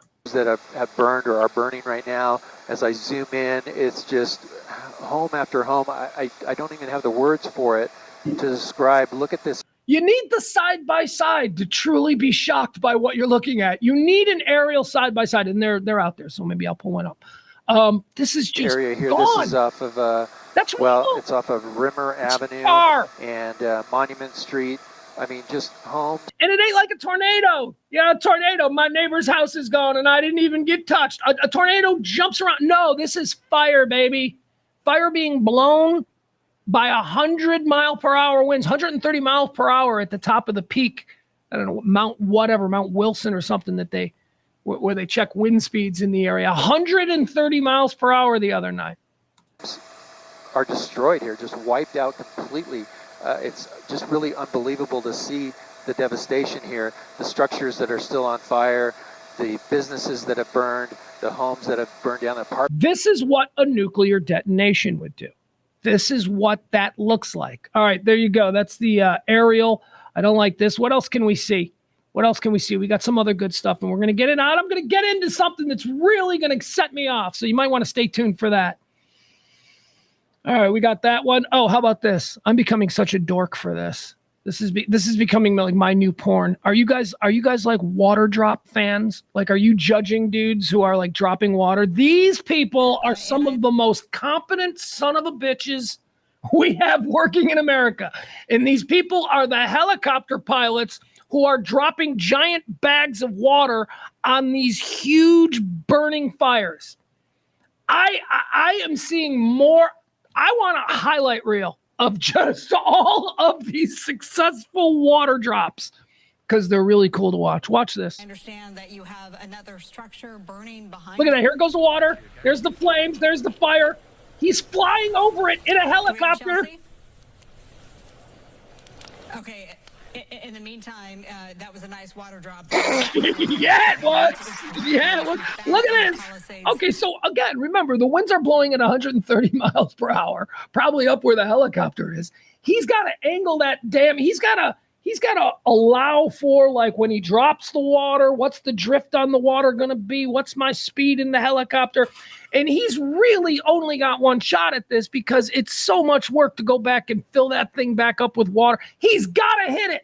And he does, because he's a badass. Look at this. Here it goes. Behind you. Out. Do we have Chelsea? Okay. In the meantime, that was a nice water drop. Yeah, it was. Give credit, baby. Don't be afraid to give these working men credit. Nobody else will. That is badass. You know, another thing that we were learning, or that I learned, I was watching a press conference in the chief of not chief, the tactical chief, whoever the guy is that's in charge of like strategy for how we're going to deal with this. He wasn't the chief, but he seemed to be a guy who was pretty high up there. He taught me something that I didn't know. He said that, you know, we all sit here and we're like, you know, these water drops, sometimes they seem like they work, sometimes they don't work at all. He explained something I had no idea about because I'm stupid. And he said, look, you have to understand that these fires have been burning for so long now, and they have so much raw fuel. There was so much dry woods and bushes and trees and now houses and plastics and rubber. And there is just so much feeding this fire that it's so hot that with a great many of these water drops, the water evaporates before it ever even gets there. Like before that, because you know, that's what happens when you heat water up. It turns into steam. So they're having trouble with some of these particular fires. Being able to combat them because they're so hot that water is not working. Although we saw those drops, those waters were absolutely working. Let's see, what else do we have? That's the Palisades airdrop. There's another water drop. We can watch water drop all day. I got a bunch of clips of water. All right, this is the Pacific Coast Highway. This is another thing that ought to give you an idea of what is going on here. The Pacific Coast Highway. Can you name, is there a more expensive piece of real estate in America than to have your business or your shop or your home on the Pacific Coast Highway in Malibu?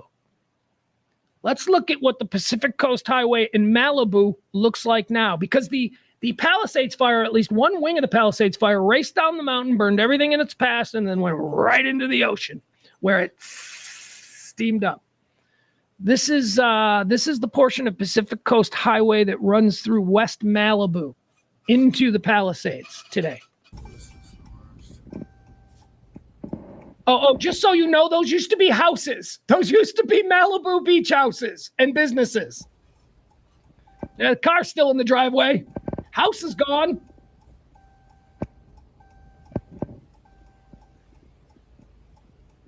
Unbelievable. And again, every single one of these houses were $10 to $15 million, and they probably gave you about 900 square foot. Made entirely of aluminum siding. They look like trailer homes on the ocean.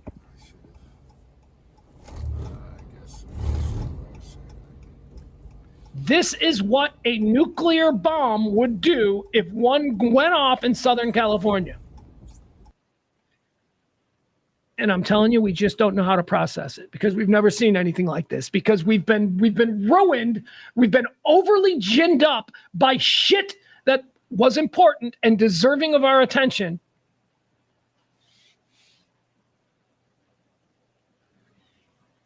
As far as like national tragedies go that are gonna like cost that are going to be a big ongoing problem. Ongoing impact for years. This is on the par with 9/11. Now, it's different. It wasn't an attack. This is a natural disaster and all that. But as far as the way we should be treating this, what's happening in Southern California, still, and I'm going to get you caught up. 10 people dead now, by the way. And, the death count, don't kid yourself, because there are upwards of 10,000 people being treated for burns, many of whom are severe. The 10 people, the death count. Yeah, it's like, it's only 10 dead. You realize they ain't looking for dead. They ain't looking for dead. These 10 people are ones that they were just like, there's a dead guy in the road. We should probably pick him up. They ain't looking for dead in these houses yet. They can't go in there. So keep your fingers crossed, but that's going to be ugly. All right, let's see. What else do we have here? Pasadena. All right, so this is not the Palisades. This is Pasadena. This is up. You gotta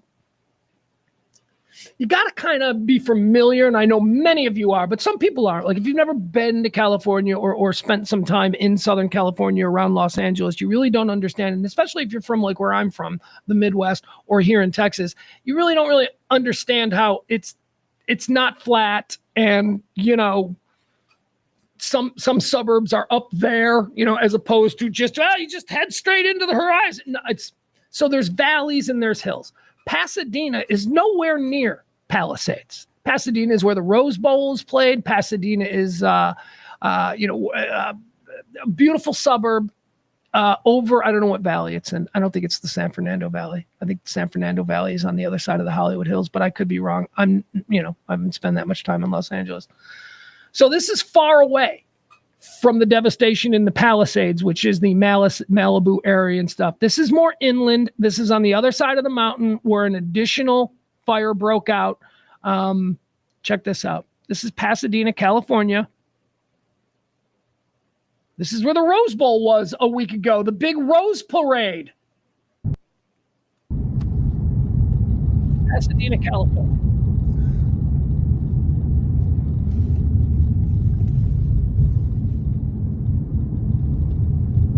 Just burning, just a 7-Eleven on fire.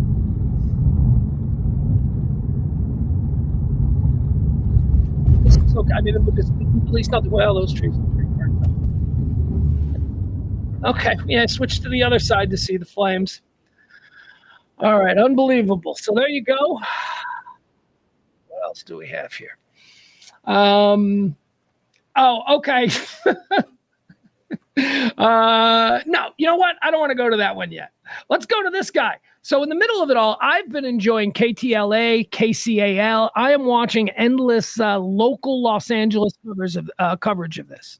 You go on YouTube. If you just go on YouTube and you put local Los Angeles news live stream, you'll get Los Angeles's ABC, Los Angeles's NBC, Los Angeles's CBS.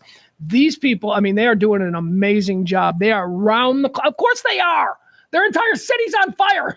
They're going round the clock, okay? I'm sorry, but Sally Jesse Raphael or whatever will not be seen today. We've got people.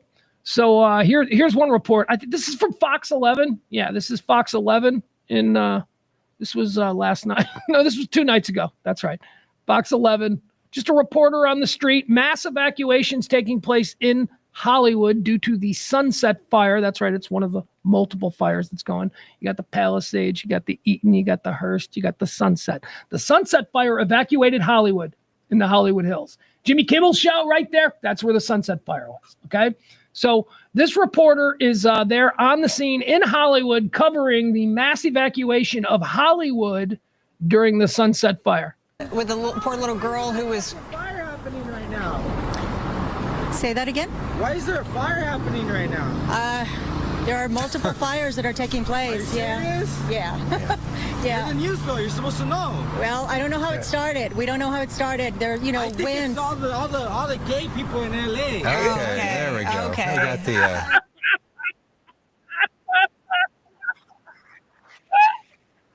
I think it's all the gay people in LA. Oh, come on now. Unacceptable. That guy is awesome. He's probably like a bartender at the Comedy Store or something. You know, he's just working out material, trying to shock the news.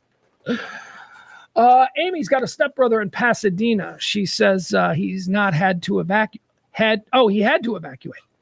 He says not sure about status of his home right now, but he said he was so grateful. He and his wife had an evacuation plan in place and were able to execute it perfectly.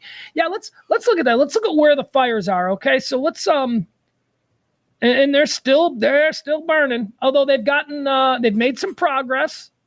You know, 2 days ago, last we were here, there was 0% containment on any of the 5 fires that were burning. Now I think some of them are out completely, and there's upwards of 60% containment to a lot of other ones. Some of them are just they're not touching. Like some of them are just burning free, baby, so let's figure out what those are, okay? Let's take a look at this neck of the woods. We need Southern California. Yep, there we go. Let's explore this just a little bit. All right. Los Angeles, here we go. Let's get in here. All right, so this is where we're talking. All right, so let's see. What fires do we have listed right now? We've got the Palisades fire. All right, so that's a big one. That one, I don't know what the level of containment is. Let's click on it. Let's see. Impacted at no level of containment listed. Oh, well, look at that. There's look at this entire area. It's just like, yeah, this is all on fire. Yeah, this is, sorry, Texans. Plano and Frisco, you're not going to be able to access that part of the state right now because it's on fire. Okay, let's see. Yeah, show me wildfires. So here's the Palisades fire. This is the Kenneth fire. Where was the Sunset fire? Are they out or are they? What's this? We got more fires up here. Yeah, okay. Yeah, I just got to pull out more. All right, so here's the Eaton fire, right? So I believe it's the Eaton fire that is affecting Pasadena. That's Altadena. Doesn't it feel like Altadena? There it is. There's Pasadena. Okay. All right, so yeah, so this over here, this fire here, the Eaton fire is what we just looked at, devastating, Pasadena, the Rose Bowl. So that's that fire. So then we've got this one down here. This is the Palisades one. This is the one with all the $1 million Malibu homes that has completely ruined Pacific Coast Highway. So look at the distance. I mean, it's like you have to jump. This is the Sunset fire. The Sunset fire was the one that was, it was in here. It's the one that was threatening the Hollywood sign and all that stuff. All right, so is the Sunset fire under control? It looks like maybe it is, at least according to Google. The Sunset fire was the one that evacuated Hollywood 2 nights ago. The Sunset fire broke out in the Hollywood Hills. We watched this amazing home, which I found on Google, listed at $25 million. We watched this amazing 4-story, $25 million. It's one of those cantilever homes that we see in movies based in, the Hollywood Hills, the houses that come out from the hillside. And they've got the poles that go down the mountain. It was one of those. We watched that burn on live TV, $25 million. That fire, the Hollywood Hills fire, is believed to have been started by arsonists. Now, I want to talk a little bit about this. The arsonist situation going on there in Hollywood. We live in an era where anything that happens, however it's reported, is a lie. Okay, that's just where we live. I'm not saying it's true. I'm just saying that, we can account or expect a great number of us to not believe anything that's told ever, right? That plane crashed because it ran out of gas, right? Even if the plane really did run out of gas and crash, that would not be accepted. It would be Tom Hanks and the Hollywood pedophiles' fault, right? So we don't really know what information that we're hearing has been vetted in maybe a way we're accustomed to having the information we run with vetted. That makes any sense. To that end, there were reports about arsonists. And it started with some very sketchy people. And you know the sketchy people I'm talking about. They all have American flags on their bio, right? If you got an American flag and a blue check, I'm pretty much going to just not listen to anything you're saying. Because one, the American flag, don't whore out my flag. You are being way too fucking whorish and trying too hard with the flag. Get rid of the fucking flag, dude. We're Americans. You're trying too hard. Secondly, you're paying for Twitter. You're not a man who makes good decisions. Twitter is free, dude. I know that like your new hero said, all right, I know it's free. I'm the richest man in the world. I made a really bad business deal. I need all of you to bail me out. And you're one of the fucking idiots who did. So anyway, these people on Twitter over the past few days began talking about how arsonists, and, you know, it started out with the Antifa, yeah, it's Justin Moore, and Black Lives Matter, start now, you know, all this shit. You can't help where a story starts or where a story gets pushed. That is exactly what's happening. There are arsonists now taking advantage of this situation. I don't know that they're Antifa. I don't know that they're Black Lives. I don't know that they're MAGA. I don't know what they are. They're fucking assholes who need to be shot on sight. But yes, because as you learn, if you listen to this show every day at noon, talk radio for normal fun people, if you listen to this show, you know that I have very little regard for humans. I think that we are just really underperforming as far as what we're capable of. We're mean, we're cruel, we're selfish, all of this stuff. So if you're telling me in a city of Los Angeles, millions and millions upon millions of people of all walks of life, of all different kinds of mental states, if you're telling me that there's not at least a couple hundred people who are, you know, fucking nuts, who wouldn't see this kind of mayhem, this kind of chaos, there's no police. There are no, do you think that if like you called the police because remember when your mom, you know, like you always hear the stories like some mom's like, I'm going to call the police. You think if your mom called the police in Los Angeles right now on her dickhead son, you think that anybody would show up? There is no, it's chaos. Okay. So of course there are some very bad actors out there who are taking advantage of this and they're starting fires. I'll tell you, I saw a fire start on live stream of 2 nights ago that just started before my eyes. It's the helicopter. It's looking at everything. And then all of a sudden you're looking at this hillside. This was the one that occurred by the Hollywood sign 2 nights ago. All of a sudden this thing, you're like, what is that? Orange? What is that? Another light? And then suddenly it grows and it grows and it grows. And right before my very eyes, this fucking thing was a huge fire. And it just happened. And even the anchors were like, whoa, what is that? That just popped up in front of us. It came out of nowhere. So if you're telling me, do I believe that there are some people, some anarchists, some folks who just want to burn it all down, no metaphor needed? Are you telling me that you don't think that those people exist and that they're not capable of, in this moment of opportunity for them and their side, that they're not going to do all this kind of shit? And okay, that is a bit conspiratorial. That, oh, Pugs, you're telling me that there is this network, this syndicate of people just waiting for this opportunity. No, maybe, I don't know. Who knows? Whatever. It doesn't have to be that. It could be a fucking crazy homeless person who hates the world and feels that he got the short end of the stick. And you know what? With all this going down, he's going to light this bush on fire right here. See if he can get another one going. That is happening. People are starting fires. Here's something. Check this out. Look at this. We actually got one on video. Some homeowners found a dude on a bike going around with a blowtorch. He had a blowtorch. He was starting. Here, blowtorch guy. Is this the blowtorch guy? Yeah, blowtorch guy. He was riding around on his bike, lighting trees on fire. And some neighbors caught him. Check this out. This is pretty cool. This is Fox LA. I think it was Fox LA who was actually there with a camera. Maybe this is a helicopter shot. I don't know. Let's look at this, though. Here you go. Come on, show it to me. There we go. Okay.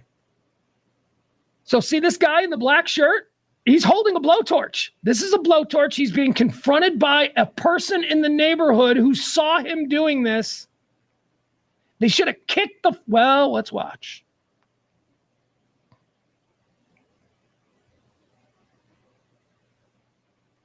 Okay, the rest of the neighbors have now gotten out there. That's it.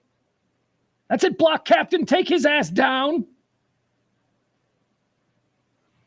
And by the way, I know that there is this, there's this built-in argument here. Oh, what is that? A white man yelling at a black man? Oh, now look at all the white men beating up the black man. Oh, just stow it, okay? First of all, this is Southern California, okay? This is not Birmingham. We're not watching something from the deep South, where a bunch of white cops are ganging up on a black skateboarding kid. No.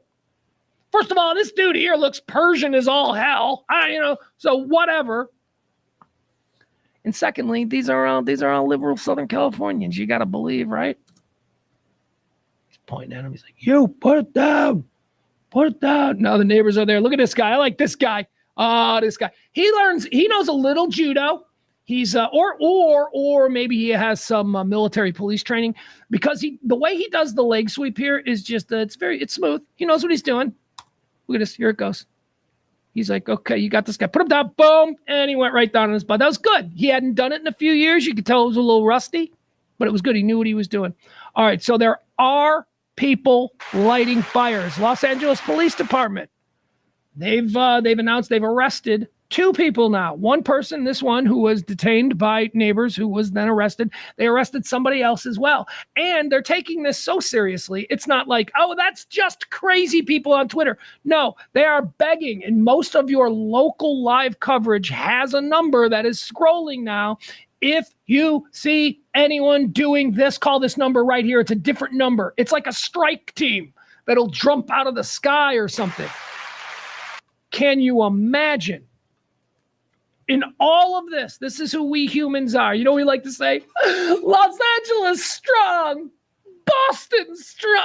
We come together. There's nothing that can keep them. You know what? That's nice in a vacuum, and it occurs from time to time. But let's not forget, there's a whole other side to that coin, and there are a lot of assholes.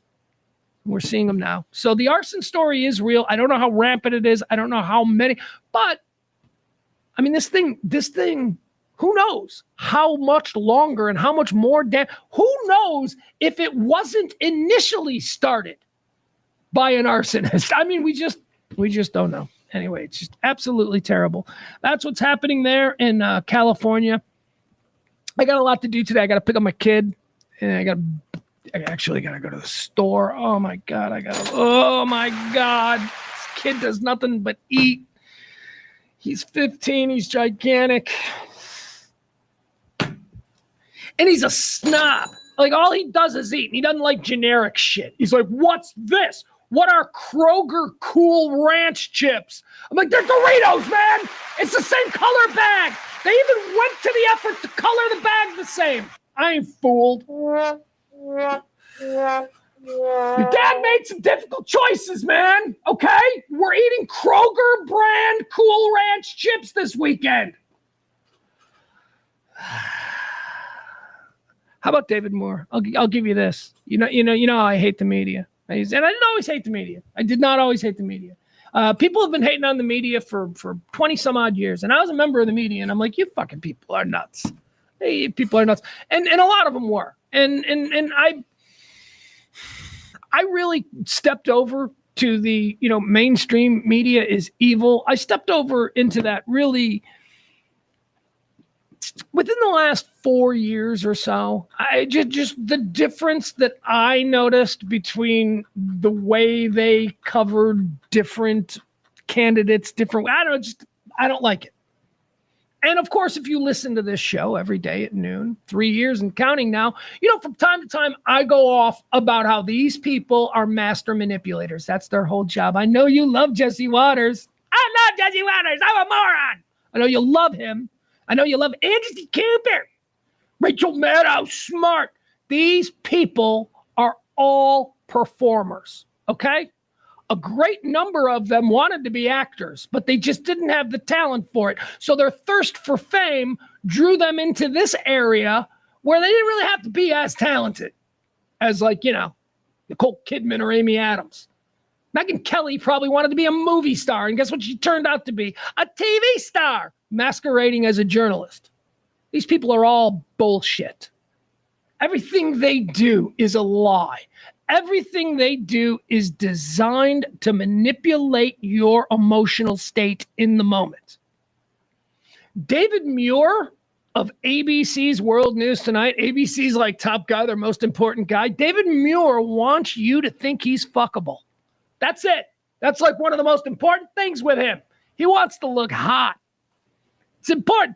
I know I'm covering the absolute devastation of all of these millions of people. There's evacuation orders out for over 5 million people here in Southern California. I know that's important. People have lost everything. It's a real tragedy. But am I still fuckable? Do I look good on camera? Look at what this dude did. David Muir, ABC World News Tonight. Ashamed of himself. He's ashamed of himself for thinking this way in this moment. And you ought to be reminded that this is what every single one. Oh, wait a second. This is what every single one of these people are about. They are about deceiving you into making you believe they are something that they are not. Good evening tonight from Pacific Palisades here in Southern California as multiple wildfires burn at this hour out of control across Los Angeles. A severe drought and fierce Santa Ana winds, some gusting up to 90 and 100 miles per hour, have made for a deadly and horrific combination, turning parts of Los Angeles County into a hellscape tonight in just a matter of 24 hours. In fact, 5 major fires are now burning at this hour. We are in what's called Palisades Village right here. This is the town center of sorts where there's normally shopping, a place to eat. Tonight, as you can see here behind me, it's been completely wiped away. Okay, this is where we're going to pause it because this bitch is using clothespins to tighten up his fire jacket so he looks like a fuckable fireman. Hey, you know what? I want to make sure, I spend a lot of time in the gym trying to make sure the chicks, when they tune into the news at 5:30, want to bang me. So I'm going to need my fire jacket to look really tight so that people think I'm hot. I know the fire is the story, but I need to be hot. Look at this bullshit. It's not a big story. It's not a cardinal sin. But it is just another shining example of how these people are all frauds. They're all putting on a show for us. So every time you stake your reputation on something one of these people said or something you heard from these people, just remember they're all trying to make you believe what it is the people who pay their license want you to believe. All right, there you go, David Muir. And I didn't even mind that guy until I saw that. Now I see that and I'm like, get the fuck, you are out of your mind. All right, guys, we're running out of time here. We are running out of time, so I got to keep going. Let's go. What else do we have? A couple of Jimmy Carter, Lion and State. I said yesterday, I'm like, this is why we ought to elect a Jewish president. We need a Jewish president for no other reason than these state funerals, man. We need the Jews to come in here and show us how to move on. 24 hours. You die, you're in the ground. 24 hours. That's what we need. No lying in state for Jewish presidents. What else do we have here? What is this? Yeah, okay, so let's talk a little bit of football. Why not? We'll get into a little bit of football. Last night we had the big semifinal game. The University of Notre Dame taking on Penn State in the Orange Bowl down there at the Hard Rock Stadium in Miami. Good game, great game. Oh my God! Look, I'm a beaten and bruised Notre Dame fan my entire life. So, my entire here's what you have to understand about being a Notre Dame fan. Every year, your entire life, you're told that your team is the greatest team and that God loves your team more than anybody else and that we're special. Everybody else came next. We are the University of Football in America, and it's important, and we could win it all at any moment. That's what you are told as a kid growing up. Now, 50 years later, I'm like, we got one title my entire life. We got one. What is this bullshit? And I can't tell you how many times I've seen my team, Notre Dame. I can't tell you how many times I've seen my team make it to, the game. They've been to a couple of title games. They make it to the game. And then I run my big, fat, ruddy Irish mouth to people. And I'm like, the Irish, you gotta. And then they lose by 40 points.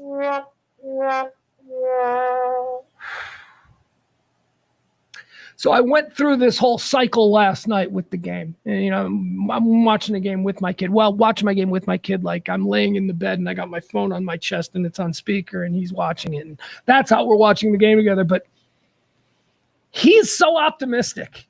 He is like, he doesn't have what I had, right? He didn't watch us lose to LSU and Jamarcus Russell by like 50 points in 2005. Okay.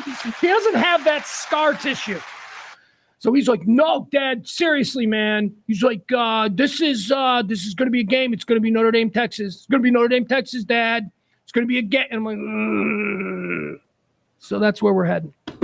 My son, of course, 15 years old, standout Texas high school football player, already getting the recruitment letter. So proud of him. His favorite schools, his 3 schools that he wants to be offered scholarships to are Notre Dame, Texas, and SMU. Those are his 3 schools.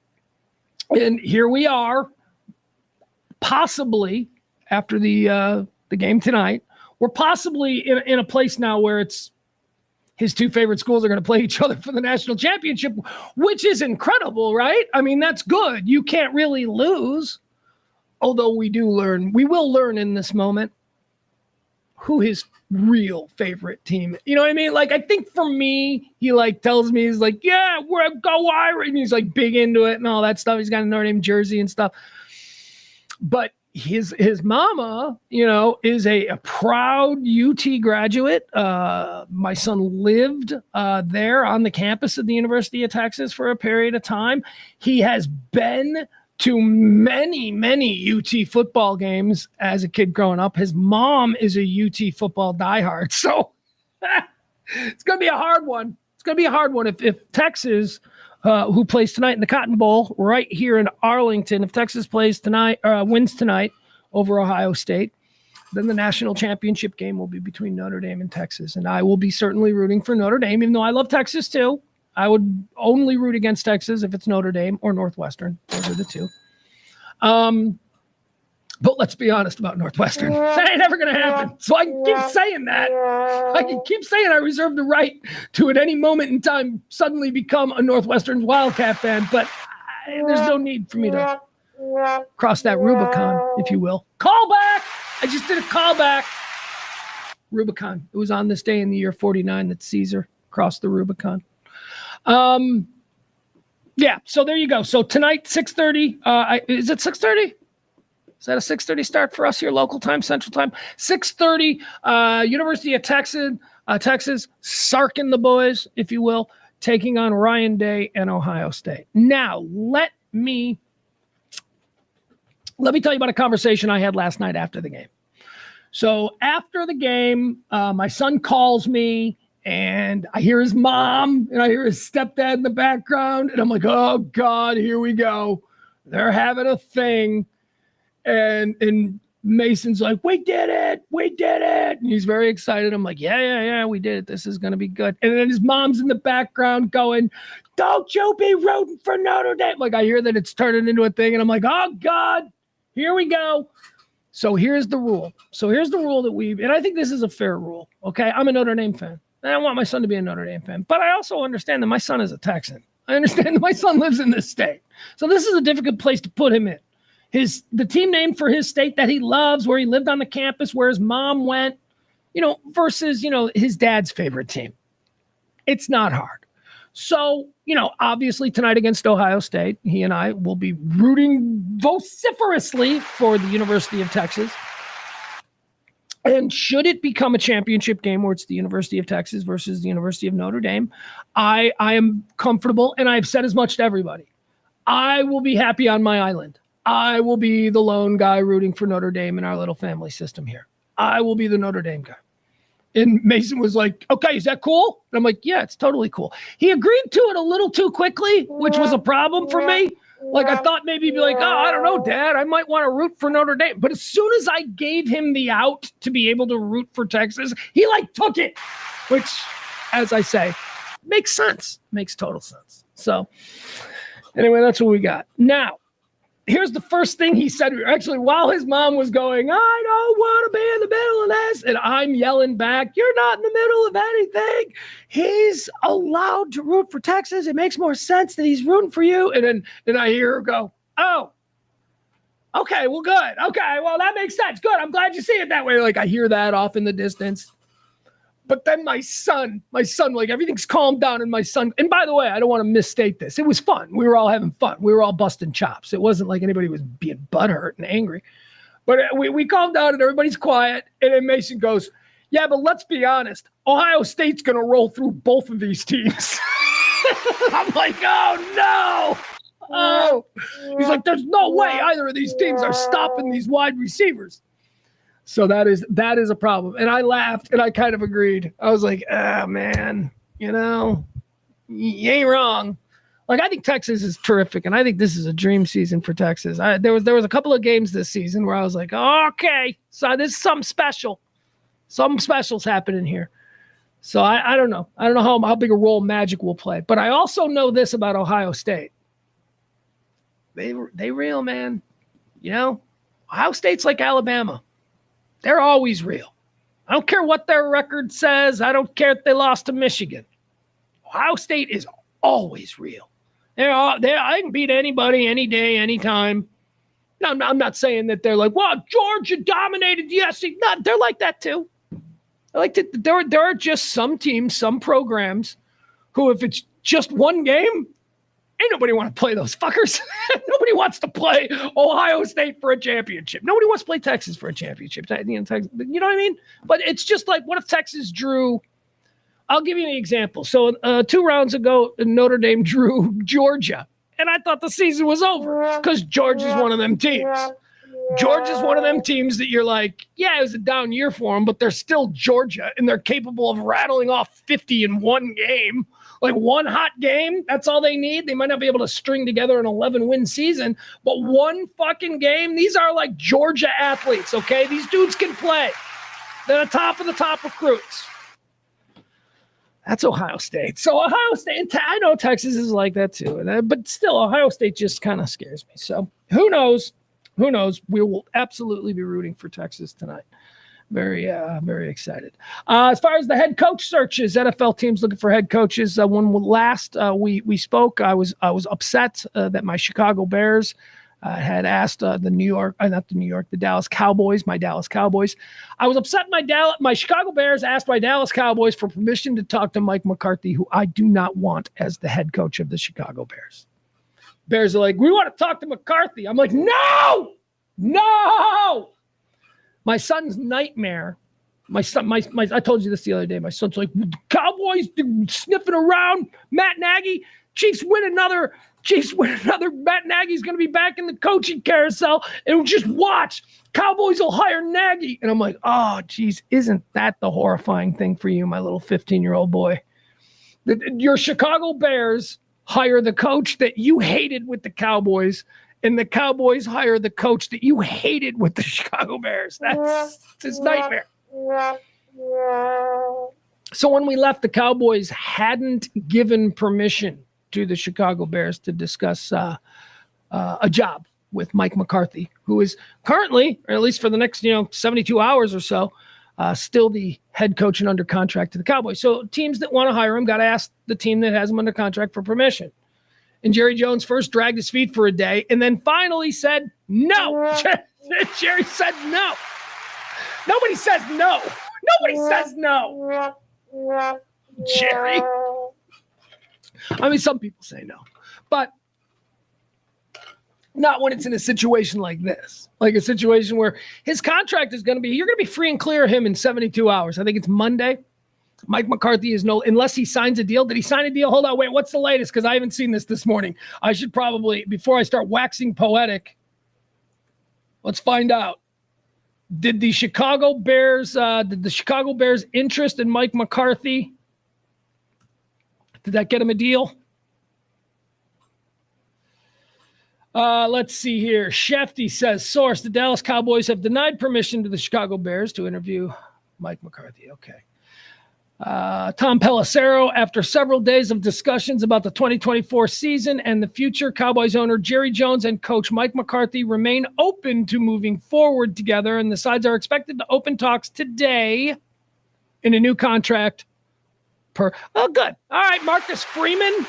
used the Chicago Bears vacancy to get himself a giant deal with Notre Dame a couple of weeks ago. Mike McCarthy was, he probably didn't have to do anything. The Bears, that's nice. The Bears did that for McCarthy. That the Bears went, let's get him paid in Dallas. Let's call Jerry and tell him that we want him. Let's see if we can't get him paid. All right, so that's all we got there. Is there anything I'm leaving here that I wanted to mention? No. Nope. And oh wait, what is this? No. All right, guys, that's going to do it for today's show and this week's show. Thank you so much. It was a weird week. It was a terribly failed pledge week. If you want to help support the show, drop a little something in there. I mean, we got through it, but it wasn't, it never got any momentum. Some of you are just so kick-ass that you made it worthwhile just by stepping on your own. Usually it's a collective episode or effort.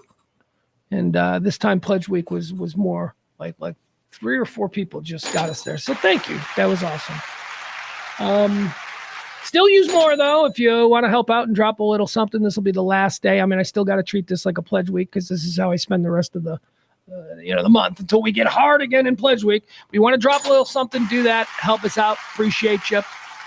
Stay warm. I'm going to go venture out onto the roads, and we'll take it from there. We'll see you back here on Monday, okay? I'm trying to think, what else do we have? There's something, I'm sorry, guys, I'm distracted because there's something that I wanted to mention that I can't think of.